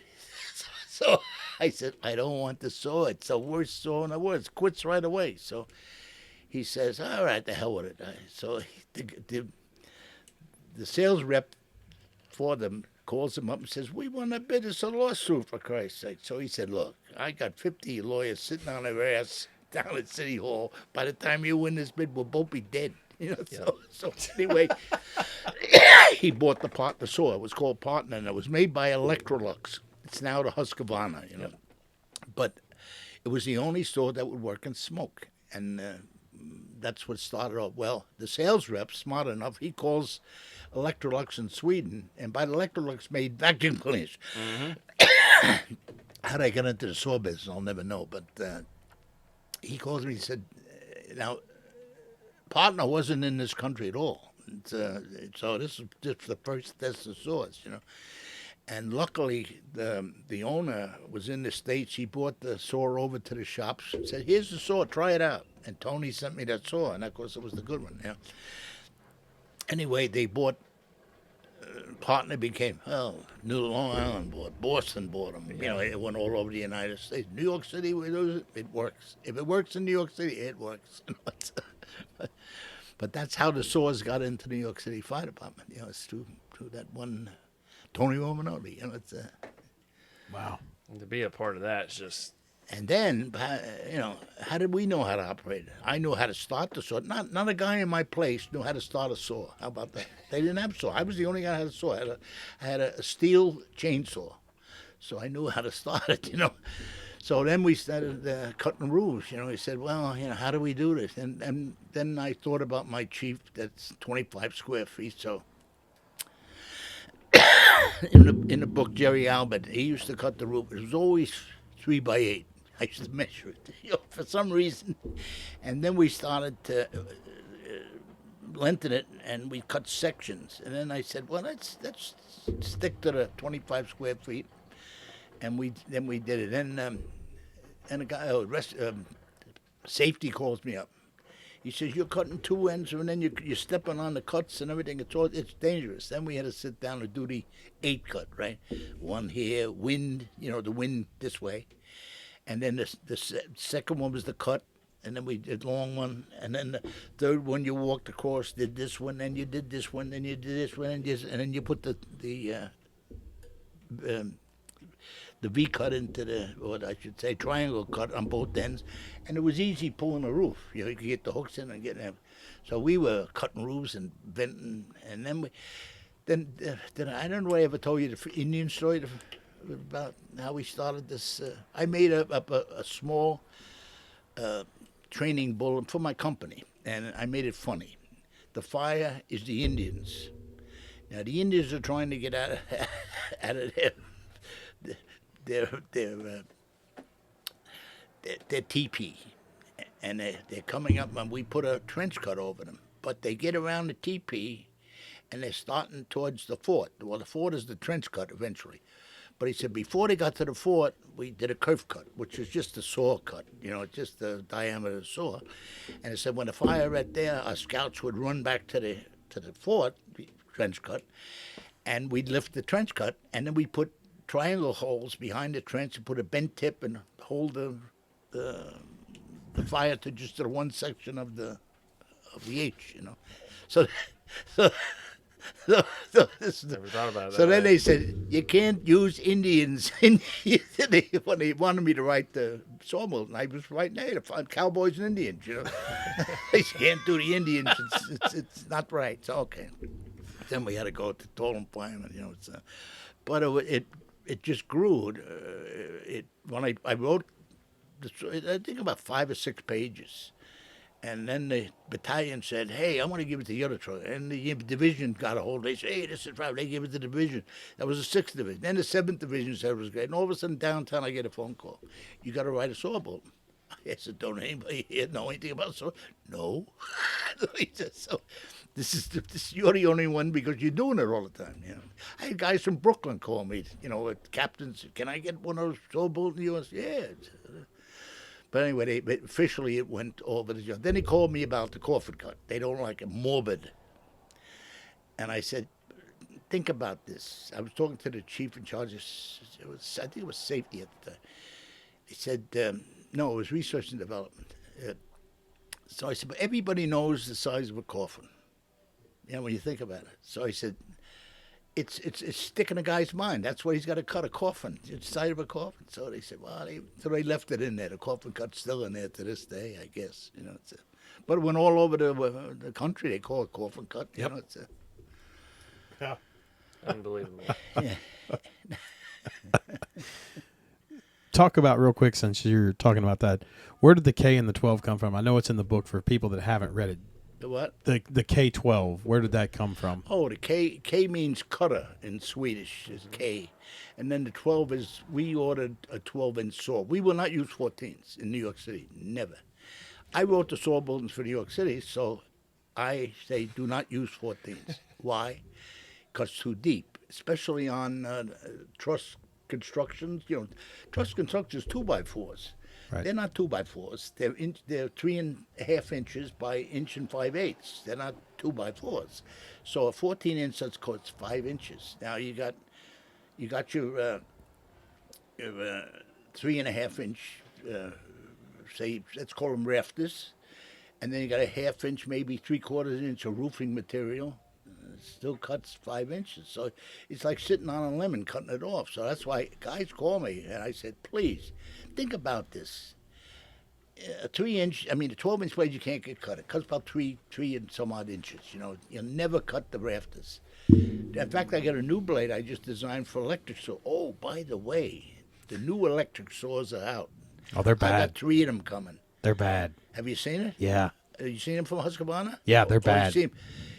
I'm telling you, it's we got it over and researched about. Here was the problem. I said, this is perfect for New York City Fire Department. electric saws. We're all going electric. Get rid of the gasoline. The trouble with gasoline is not the idea of the option. So they're a pain in the ass. They sit there 5-gallon cans in the corner for 5 years, and then they think you put it in their saw and they want it to work. It's not gonna work. It's varnish, you know. It's, so anyway, the electric saws are going to do away with all this. And another thing, maintenance-wise, no mixture of oil, no spark plugs, it's going to be just one. You plug in the wall, it charges, and you use it. Now, Husqvarna's, I think Milwaukee has one out, but it's not as, I think it's about 60 volt. Husqvarna's up to 90. The equalization about 5 horsepower. I keep asking that good. Give me the difference with 5 horsepower and 90 volts. Nobody give me that. I don't know why. They're scared to, I guess. Yeah, So anyway, they said about 5 horsepower or more. So I said, okay, I can live with that. So we took it over to research and development. Now, they are hard asses over there, to be honest with you. I mean, they deliberately. I took a 770 prior to that over there. 770 is one of the best machines Husqvarna makes. 5 horsepower, cut anything, I always go for the 12-inch, so I took the 12-inch. The guy deliberately jammed. He had the 970 and the 770, and big is better in their minds.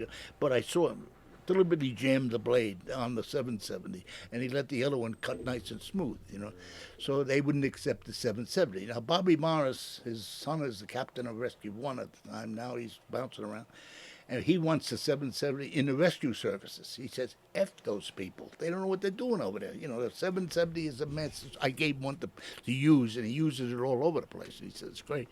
He can't wait for the electric saw, though. This is going to be a home run for the industry.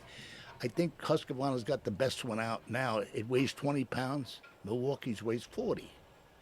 So what are we doing here? You're putting more load on them. Killing ourselves. Yeah.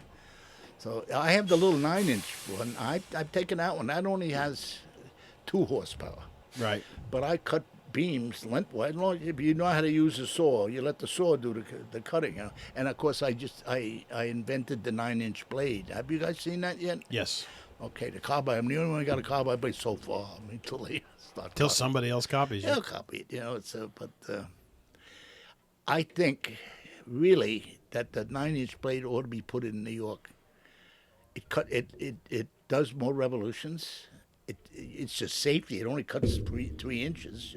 Right. So you can't get hurt with it. So I think it would be. It's 18 tip. That's plenty. I mean, my 24 tip is a jewel, but I think this. I'm trying to get rescuers to use it. They say, yeah. I get a guy up in rescue. He's going to yeah. Mickey Conboy, you heard his name? Come on, Mickey. He hasn't tried it out yet. What was your next question? You said you had... just the Triangle Shirtwaist Fire and the Gorilla, whichever one you want to talk about more. Let's talk the about grill both. in the backyard? That's a better one. Hengerly, Chief Hengerly, he was in the 27th Battalion at the time, which was on the quarters, So he's a ball buster. He go out of his way to break your balls. He's a funny guy, but so I go into I find the gorilla skinned. Somebody said it was a bear, but to me it looked like a gorilla. It probably was a bear when you think about it, because there wasn't any gorillas missing in the Bronx Zoo. So. but anyway, I go back. Hey, Chief, I got a gorilla in the backyard here. He says, Bob, stop breaking my balls. But I said, Chief, come on in the back.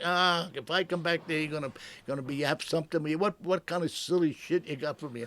I come back and goes, there's a skinned gorilla. He says, wait till I put this on the air. He puts it on the air. He says, 2-7 to the Bronx. We're going to use 1-1. I'm just going to use 31. We have a gorilla here in the backyard. And he said, what do you got, the 27? We got a gorilla in the back. The deputy said, would you repeat that transmission? He said, yeah, I'm using 4031 truck for a gorilla in the backyard. He's a skinned gorilla. So the dispatcher, they put it citywide about they have a repeat on it. So everybody got to hear about the girl in the backyard. South Bronx, right? And then the dispatcher gets after that. He says to him, and by the way, there's no report of a gorilla missing in the Bronx Zoo.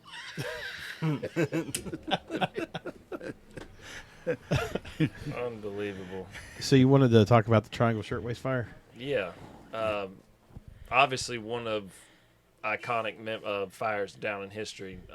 What's some of the things that you saw come from that fire? I know in the book you explained some of the fire exit stairwells. Yeah, I believe. Of course, it was accidental arson. Right. I mean, it had to be a cigarette, and it was, and they didn't take out their waste, so they had piles of waste under the table. But that, I don't know how many shirt waste they make a day, but there was probably tons of it, and it was flammable material. It wasn't just cotton; it was flammable material.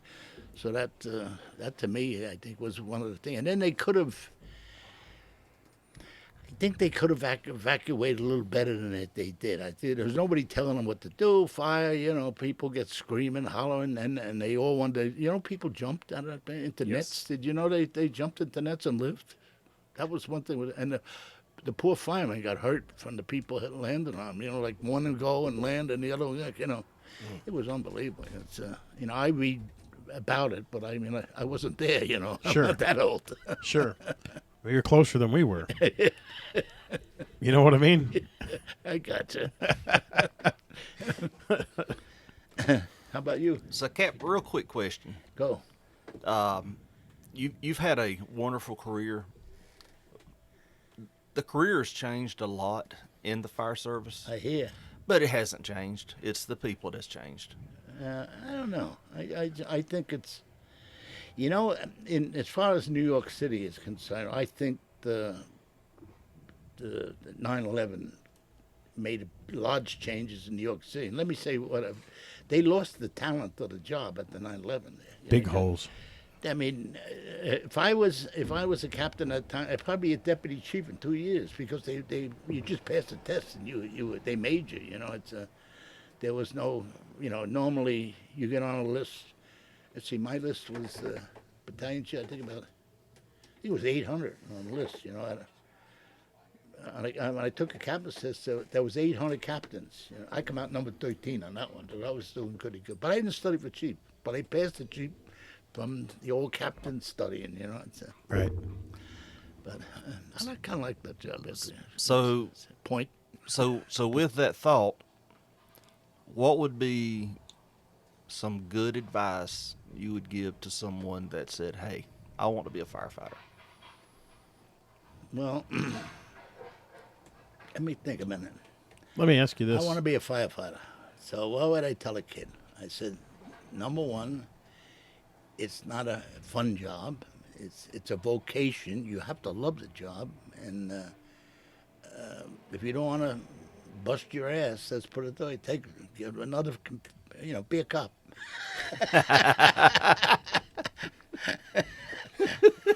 What would be your talk? You get a new probie in. What would be your talk when you get a new guy in? Stay with me, kid. Be up my ass. That's all I want to look at. Would you say? I was a tough boss. I mean, there's a story about Joe D. Did you ever hear a story about he was a company lieutenant? Yeah, Well, but talk about it, please. Joe was a company lieutenant, and I had a reputation of being a hard ass at fires. I was tough.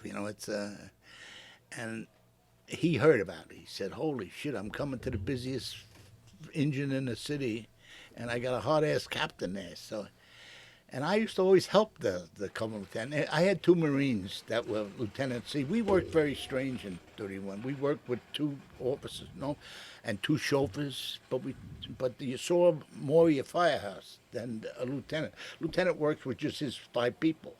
A captain, we had it. I didn't like in the beginning when this guy, Mr. Woody, did it, but as a captain, I thought you saw more of your people. You saw your 2 chauffeurs instead of 1. The only trouble I saw 2 engine officers. Now, both these guys were in the Marine Corps Reserve, the weekend warriors. So every time it comes down to Friday, Saturday night, these guys took a hike for the weekend war. They filled out their thing on instead of working Friday and Saturday night. And who have I got? I got 2 young covering lieutenants. Some of these kids, they wet their pants when they, coming out. They're gonna work in the busiest fire. So the first thing I do is grab them. I say, look, these kids are good. These boys are good. He said, you don't have to give any orders. I said, first of all, if it's a fire that's not showing, I'm going to go up and tell you to stretch. And they'll stretch. Don't say how many lengths to them. Don't say they know. They've been doing it for hundreds and hundreds of fires. So, and then when the lieutenant would come up, I said, now you back up the knob, and I'm right, and I'll be pushing them a little bit. And it worked out. But Joe D come in one day, and they told him, the Indian told him, God doesn't talk to covering lieutenants. Little G. So he said, so he comes up to the oven, he runs in the oven, he goes and he runs. I said, wait, hey, Lou, he's gone. So and I said, where the hell is this guy? So he's ducking me all day. But so he writes his roll call at the desk. I always wrote mine in the kitchen, and he writes his, and he's gone. He don't come into the kitchen or anything. I want to introduce myself, and then, so he's ducking me all day, and I finally got him on the fire. I said, wait a minute, I'm trying to help you. You don't. I heard you don't talk to couple lieutenants. This was Joe D. That's a great story. Tell me, I know you want to get moving, but tell me about the HydroRam. Well, it goes to a story. I went to a show down in Baltimore, and at the show I saw the rabbit tool. Yep. And the rabbit tool was made by a captain. His name was Hare Rabbit. That's what it was. Play on words. I said to the guy, look, I'll get that. I think that's the best thing since soap. If I get that into New York City, so he said, oh, great. I brought it up to research and development. I said, boys, this is something else, And they liked it, and they ordered them. They put one in every truck coming in the job, and the rescues, Well, a year later, because the word got out that I recommended it, I started getting phone calls from my brothers. Dude, it's too heavy. It's a 2-man job. It's losing all kinds of fluid. They were charging them $16.50 for half a pint of fluid. It's only hydraulic fluid. Good Lord. So they're kind of raping them a little bit. I think Hirsch bought the thing out at that time, But anyway, guys are breaking my balls saying, it's a 2-man job, it's heavy, it's this. And I said, what? Then I started thinking about it. I said, can I make a 1-man, So I have a friend of mine is a machinist, So I said, you want to go in business? I said, I got an idea. I'll lay it out. You make the parts. Well, he couldn't do it either. So we hired an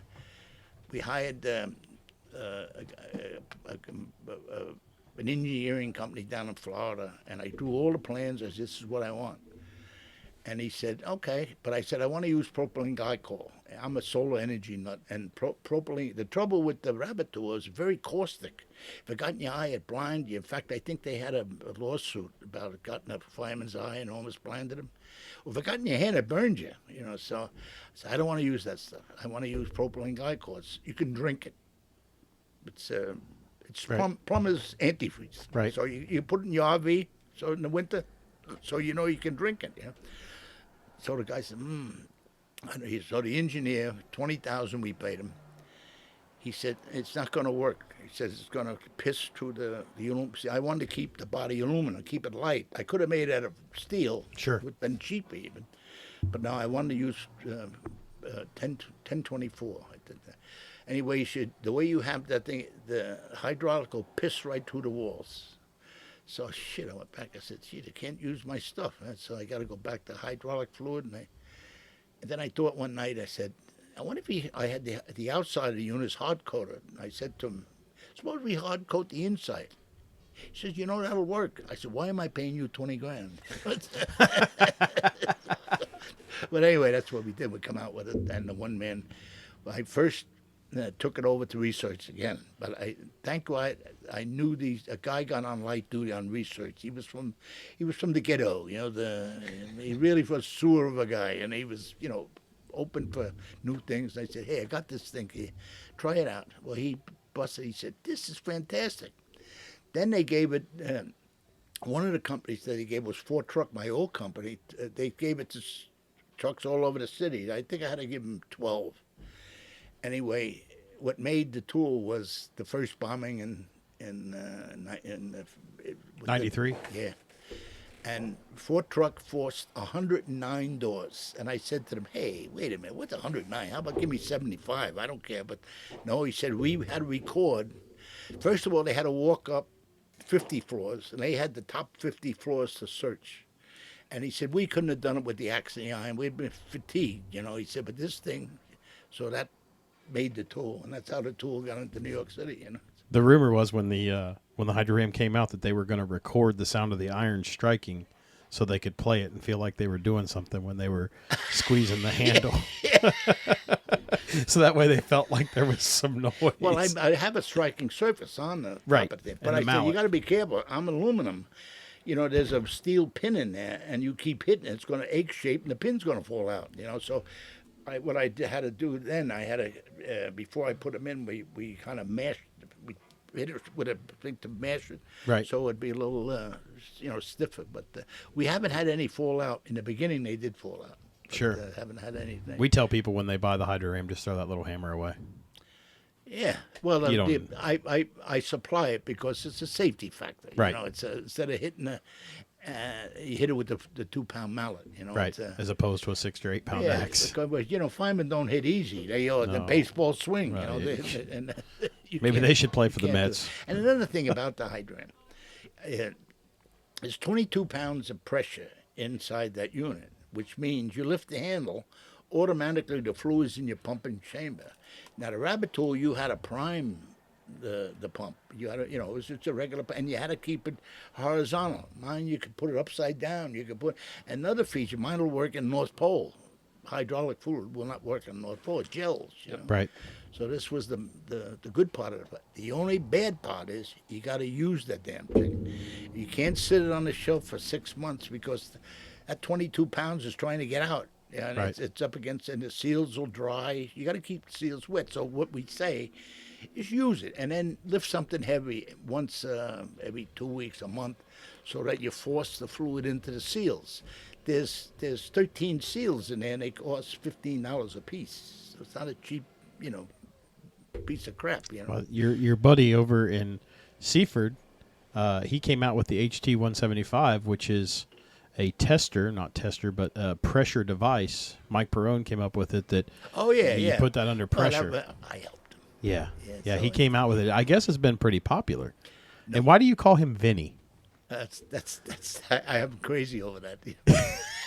He just texted me and said he calls me Vinny for some reason. Hey, Vinny!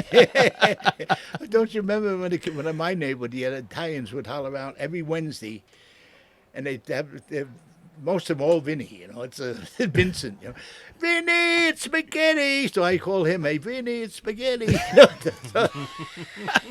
I will say, though, that his forcible entry door, the multi-force. It is the best. There's nobody can even come close to it. There's one of my distributors, I guess you get pissed off at me, but I don't care.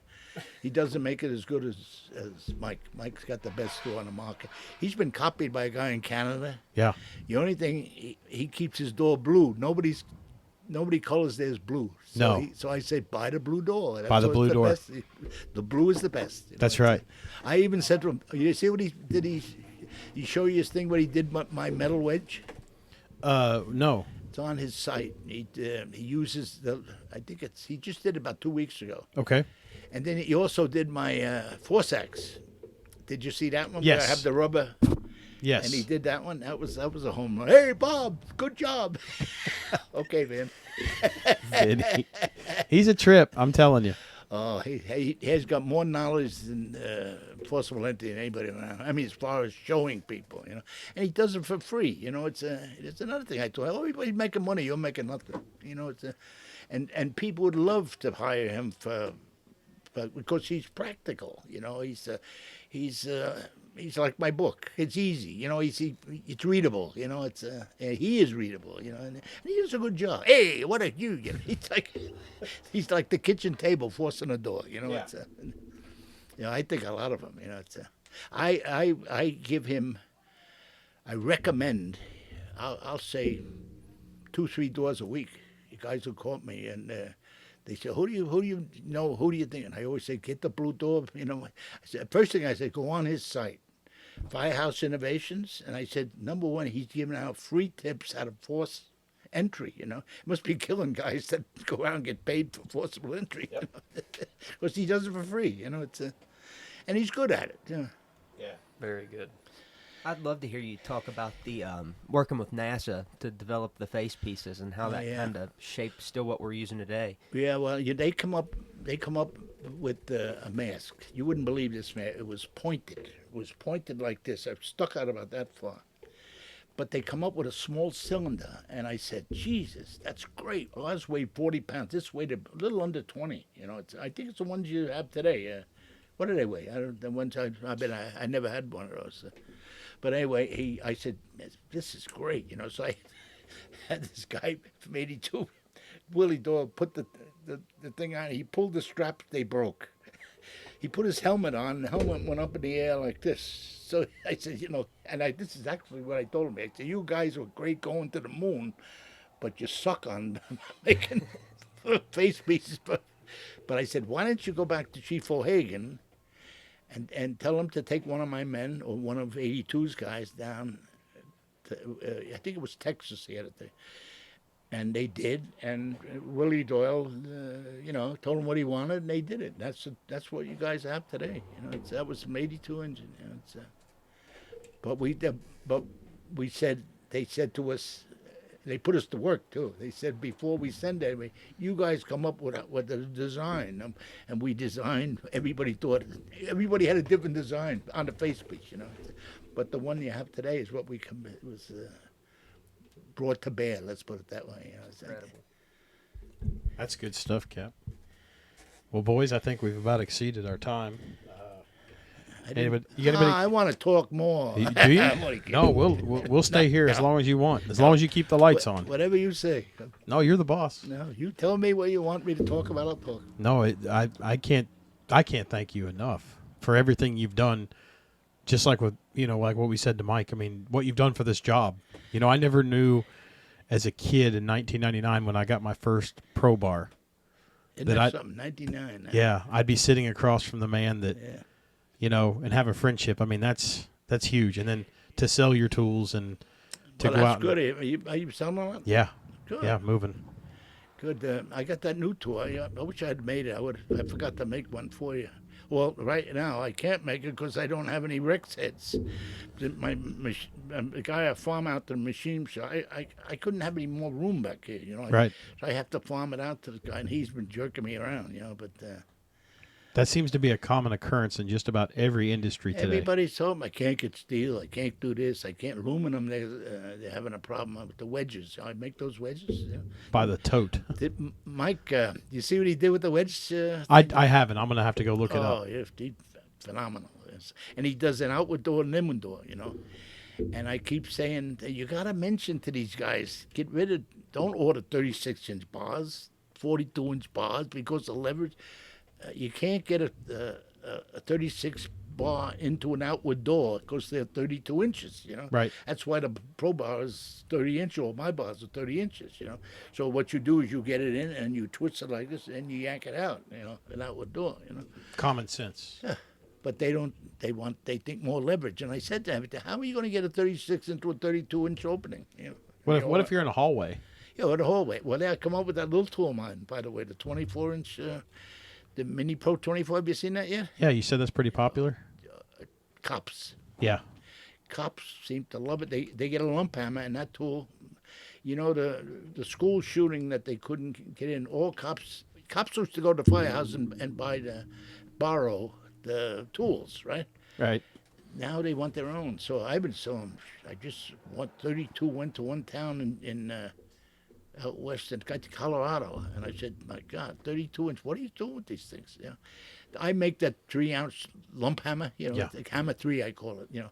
I said, that and that bar, that's all you need, you know. Or get yourself a lump hammer. I don't have to sell you that, my tool, but mine is fiberglass and strong. You know, you can if you, the lump hammer and naturally wood, they'll miss and they'll break it. You know, but that little hammer 3 I make is good. You know, but it's cop can hold one bar in one hand and hit it with the other. You know, Yeah. because most of the cops are one-man riders. There's no two. New York City has 2, but I think the country rides with generally 1. Yeah. Right? Yeah. Yeah. And they all want forcible entry. Yeah. I don't know if they want training on it, but they definitely want They're to. going to get training. Yeah. I'm telling you, you go to maybe you have to wear a cop's hat. I don't know. Yeah. You go to a local police department or put out a flyer or whatever to a police department, they're going to ask you. Yeah. They're going to want you because they don't know anything about forcible entry. No. You know? I mean, we're doing it all day long. They never did it, you know? Right. So I think that's a market for you guys. Yeah, we've got a different niche, I guess. I don't know. It's an open market, though. That's Yeah. the point. And nobody's doing it. Right. Nobody's going training cops, and they need to be trained. You know, it's and forcible entry. You guys got the skill. Yeah. Why not? You know, even send out a flyer to each police department. See what happens. Yeah, because they're all into forcible entry. They're calling us all day long about these tools. You know? Right. Progressive ones are. Some places aren't so progressive. Listen, that school shooting, they're Uvalde? all progressive now. That was the slowest police department in the world, and it happened in their place. Yeah. Well, Curtis, you got any words of wisdom as we leave? Ask me more. Ask me more.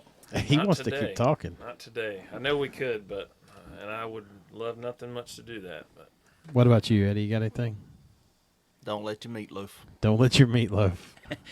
What you should talk about is how where I went with that book. I went from a fireman to a chief in that book. You know, yes, it's a majority of your career, as far as the timeline of it, was covered in that book. yeah, it's a that, good book. and there's an awful lot of stories that I have. Some of them I can't mention. Well, there's just a variety of the stories. You might have a personnel issue story in there, and then you have a fire job in there, and you got false alarms, and some funny stories with the cops and how y'all found the kids that were pulling the alarm boxes. It's just all aspects of the job, and Yeah. that's what What's Well, what drew me to the book so my much. friend Charlie McCarthy, who just passed away, he was. I used to borrow his story. I used to have him teach the school kids coming for a visit, and he had his famous one I stole from him. What happens if you dropped an 8-pound axe on your toe? Who would you call? And the kids would say, I'd call the fire department, I'd call the hospital, I'd call the police, I'd call it. And then, of course, Charlie would say, I'd call a tow truck. So I use it in the book. I don't know where you saw that. It's just your delivery of it. I'd call a tow truck. It's your delivery. That's the key to comedy. With timing is delivery. Well, you got to send us out of here with a really good funny story. We need something funny. We're funny. Yeah, we need something funny to send us down the road. Let me think. Oh, here's one. I don't think this was funny. Baby delivery. Yeah, let's talk about it. We get at about 3 a.m. We get the box. So I said, it's a drunk going home, same old box. It's a 27. I think it was 2745, whatever it was. And then all of a sudden, the dispatcher says, they call it and say it's a water leak. And I said, water leak at 3 o'clock in the morning. And then the box went. I said, oh, that ain't a water leak, So we go to the thing, and we go in the back room, and there's a young girl. She's about, I think, 14. She's having a baby, but she was wearing a huge overcoat. In fact, in Fort Apache in the Bronx, that guy copied my story there. Remember, he threw people off the roof? Yeah. Well, two cops, when I was up there on my roof, when I was throwing a guy off the roof, I said, you going to eat cement? He stole my saw. But anyway, getting back to the baby delivery. So I said, you know, it's got guys, you know, 3, 4, 5 guys watching this kid, 14 years of age, opening her coat, and there's the. So I said, Louis, chase these guys. Louis Andre was then chase these guys out of here, and we don't wear shoelaces, so so when the baby was delivered like a football, and I was saying, press, and she press like hike. So, and when the baby shot out, I put it on her stomach, you know, and a kid was brave as anything. I mean, she 14 years of age, and she'd been in so much pain and everything. And we put it on her stomach, and I said, I'm going to cut the umbilical. Anybody got a knife? Well, 5 guys. I have the knife home, by the way, that I cut the umbilical. So I had 5 knives to choose. You know, everybody had a knife. We didn't have a knife, but anyway, I cut the umbilical, and anybody got a shoelaces? They gave me to tie the umbilical cord, and then we cut the knife. You know, so that. The Frankie Burns, like he said, if I get any babies delivered in the 6th Division, I'm calling you 2 guys are going to be the delivery guys. Then he writes it up in WMYF about the house mothers. Jeez. 82 and I love WNYF. It just my new one just came. You know, here's a story that one of my brothers, or one of my boys, I should put, goes out the line. He gets whacked. He's out there drinking or something. Anyway, he comes down back, and he goes, hits his car up on Sullivan Boulevard. He hits an L-pillar. So the cops bring him around to the fire. They say, hey, you want to see the boss? And I come down, oh, shit, he's whacked, you know. So I said, oh, put him to bed, you know. I said, so the cops said, well, what about his car? Now, I'm in 82 injured that day, you know, I'm in detail, like mutual, you know. And I said, well, where's the car? He said, it's up on an L-pillar around the corner. So I get in the engine, and I said, I follow the cop's car, and there's the car up on it. So I said, he said, what do you want to do with it? I said, I don't know what to do with it. I'll tell you what. He said, can you pull it off the L-pillar? Oh, yeah, I can pull it. So I had the hooks, we had chain, we pull it off the L-pillar, and it's down. He said, hook it up and follow us. Two police cars. They got the things going like this, the lights flashing, and I'm dragging this piece of shit with the engine, you know. So they come on, they had me put it in a vacant lot. So they said, don't worry about you guys go back, everything will be all right. So I go back to court, and they say, but shit, Tom, you know, what are you going to do with your fucking car? It's all mashed up, you don't want. Anyway, we get an alarm for the box. No. The car's fully involved. And the cop comes over and say, tell the kid it was stolen. And the cop, I mean, that's what I said. The cops were, you know, they were just as bad as we were, you know. Here's one you have to laugh. You remember the time of the Mooners? Yeah. Well, Louis Andre and I, we're coming past the 4-1 precinct, and I said, Louis, let's, you know, so 2 of us go into the ball, we drop our pants and moon the desk sergeant, you know. Or the lieutenant, whoever was on the thing. And the place is loaded with people. You know? And we run back out, we jump on our apparatus, we leave, you know. Well, we have an annual inspection.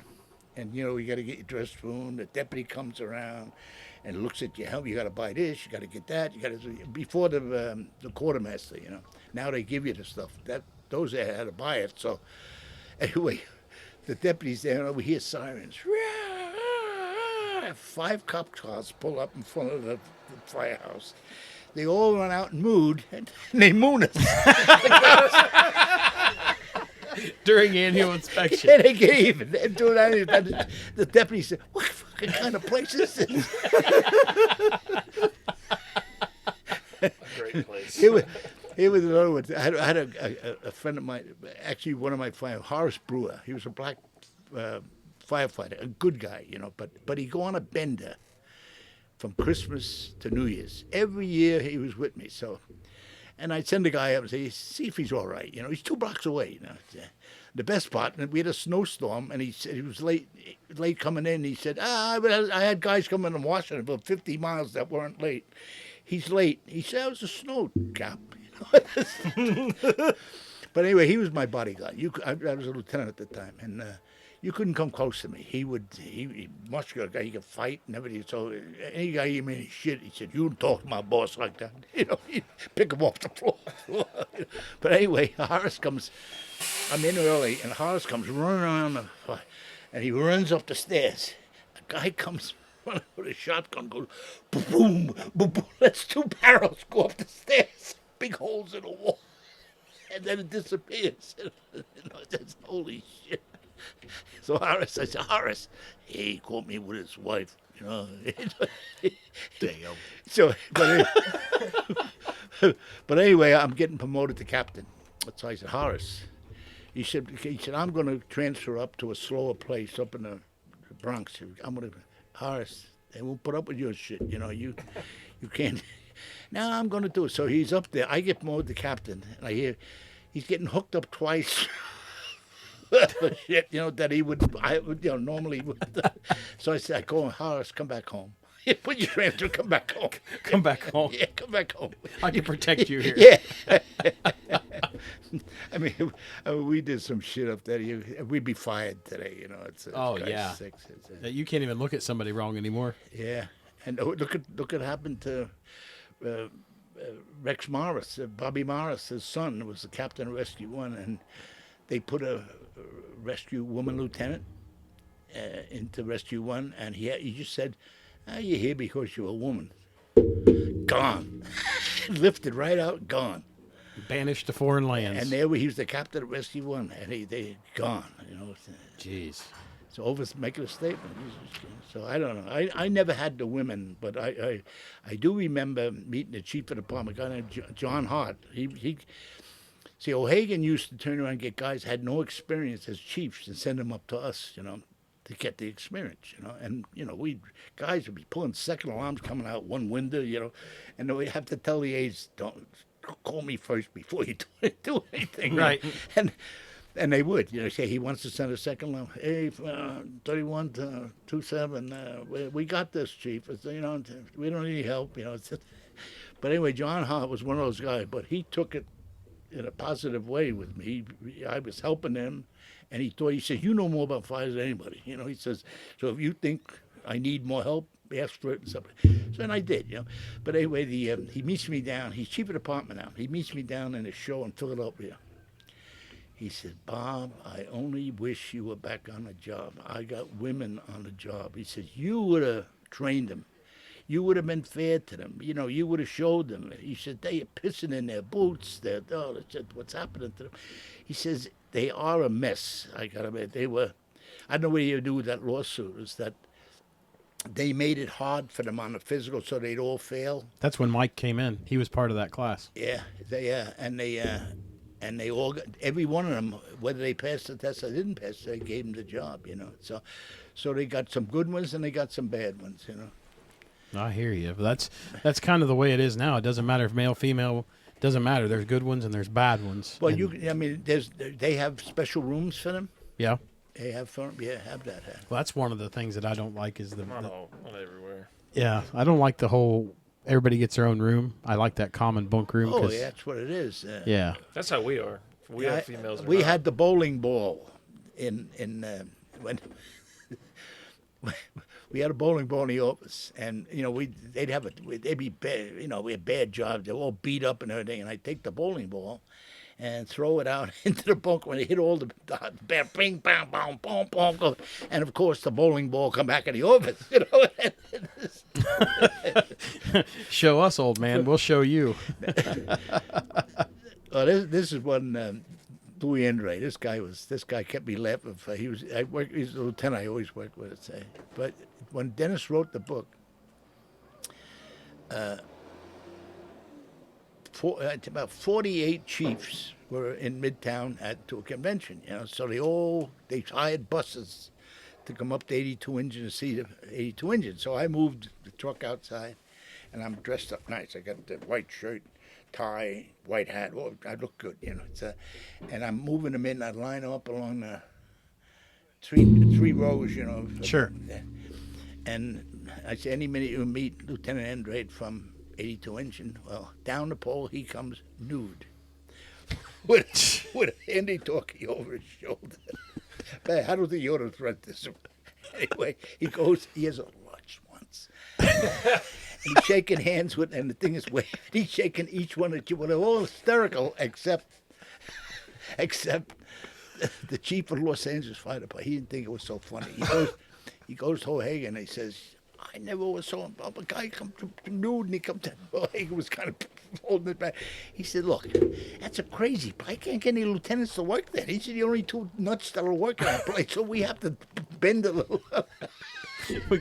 We can't be so rigid. We got to be flexible. Yeah. But he had a big schwanz and he's shaking hands with each one. Yeah, that would be, you'd be fired today. Oh my God.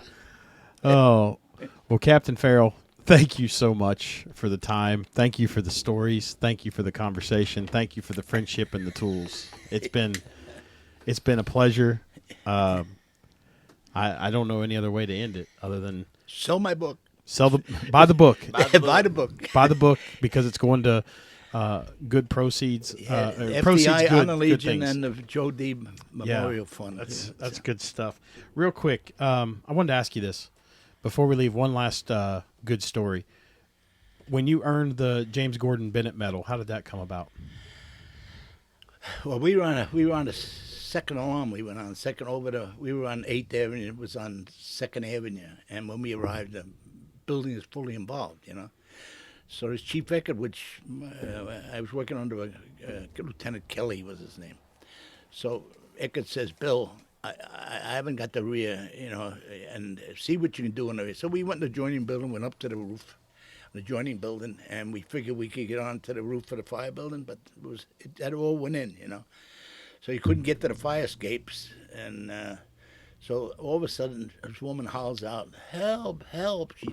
Anna McCune was her name. She's on the like the 4th floor, but fire's under, over, and coming out over her head and everything. So the 35 truck had a roof rope. That's part of the second alarm business. They have to bring a roof rope. Yeah. So the lieutenant, he says, he asked for a volunteer, and I stepped forward. You know, it's nobody wanted to do that. We had to go into the fire. We lowered close to it. I had pendulum swing to get her, and it's a fire. It's all over. She's burning, and so I got her, and she get tied in the Venetian blinds. I have to hold her in one hand, and the fire's burning me in my hand, and I have to yank her right, free the Venetian blinds. And of course I did it, and we swung over to an adjoining fire escape. You know, but both of us were burned pretty bad. She had to go to the hospital and stay in it. I got 2nd degree burns. And they thought it was pretty good, you know. It's Wow, good stuff. What a career! What a ride! Yeah. Well, ladies and gentlemen, this has been the Halligans and Half Wheels podcast, brought to you by Box 1971. Remember, train hard. We're all they have.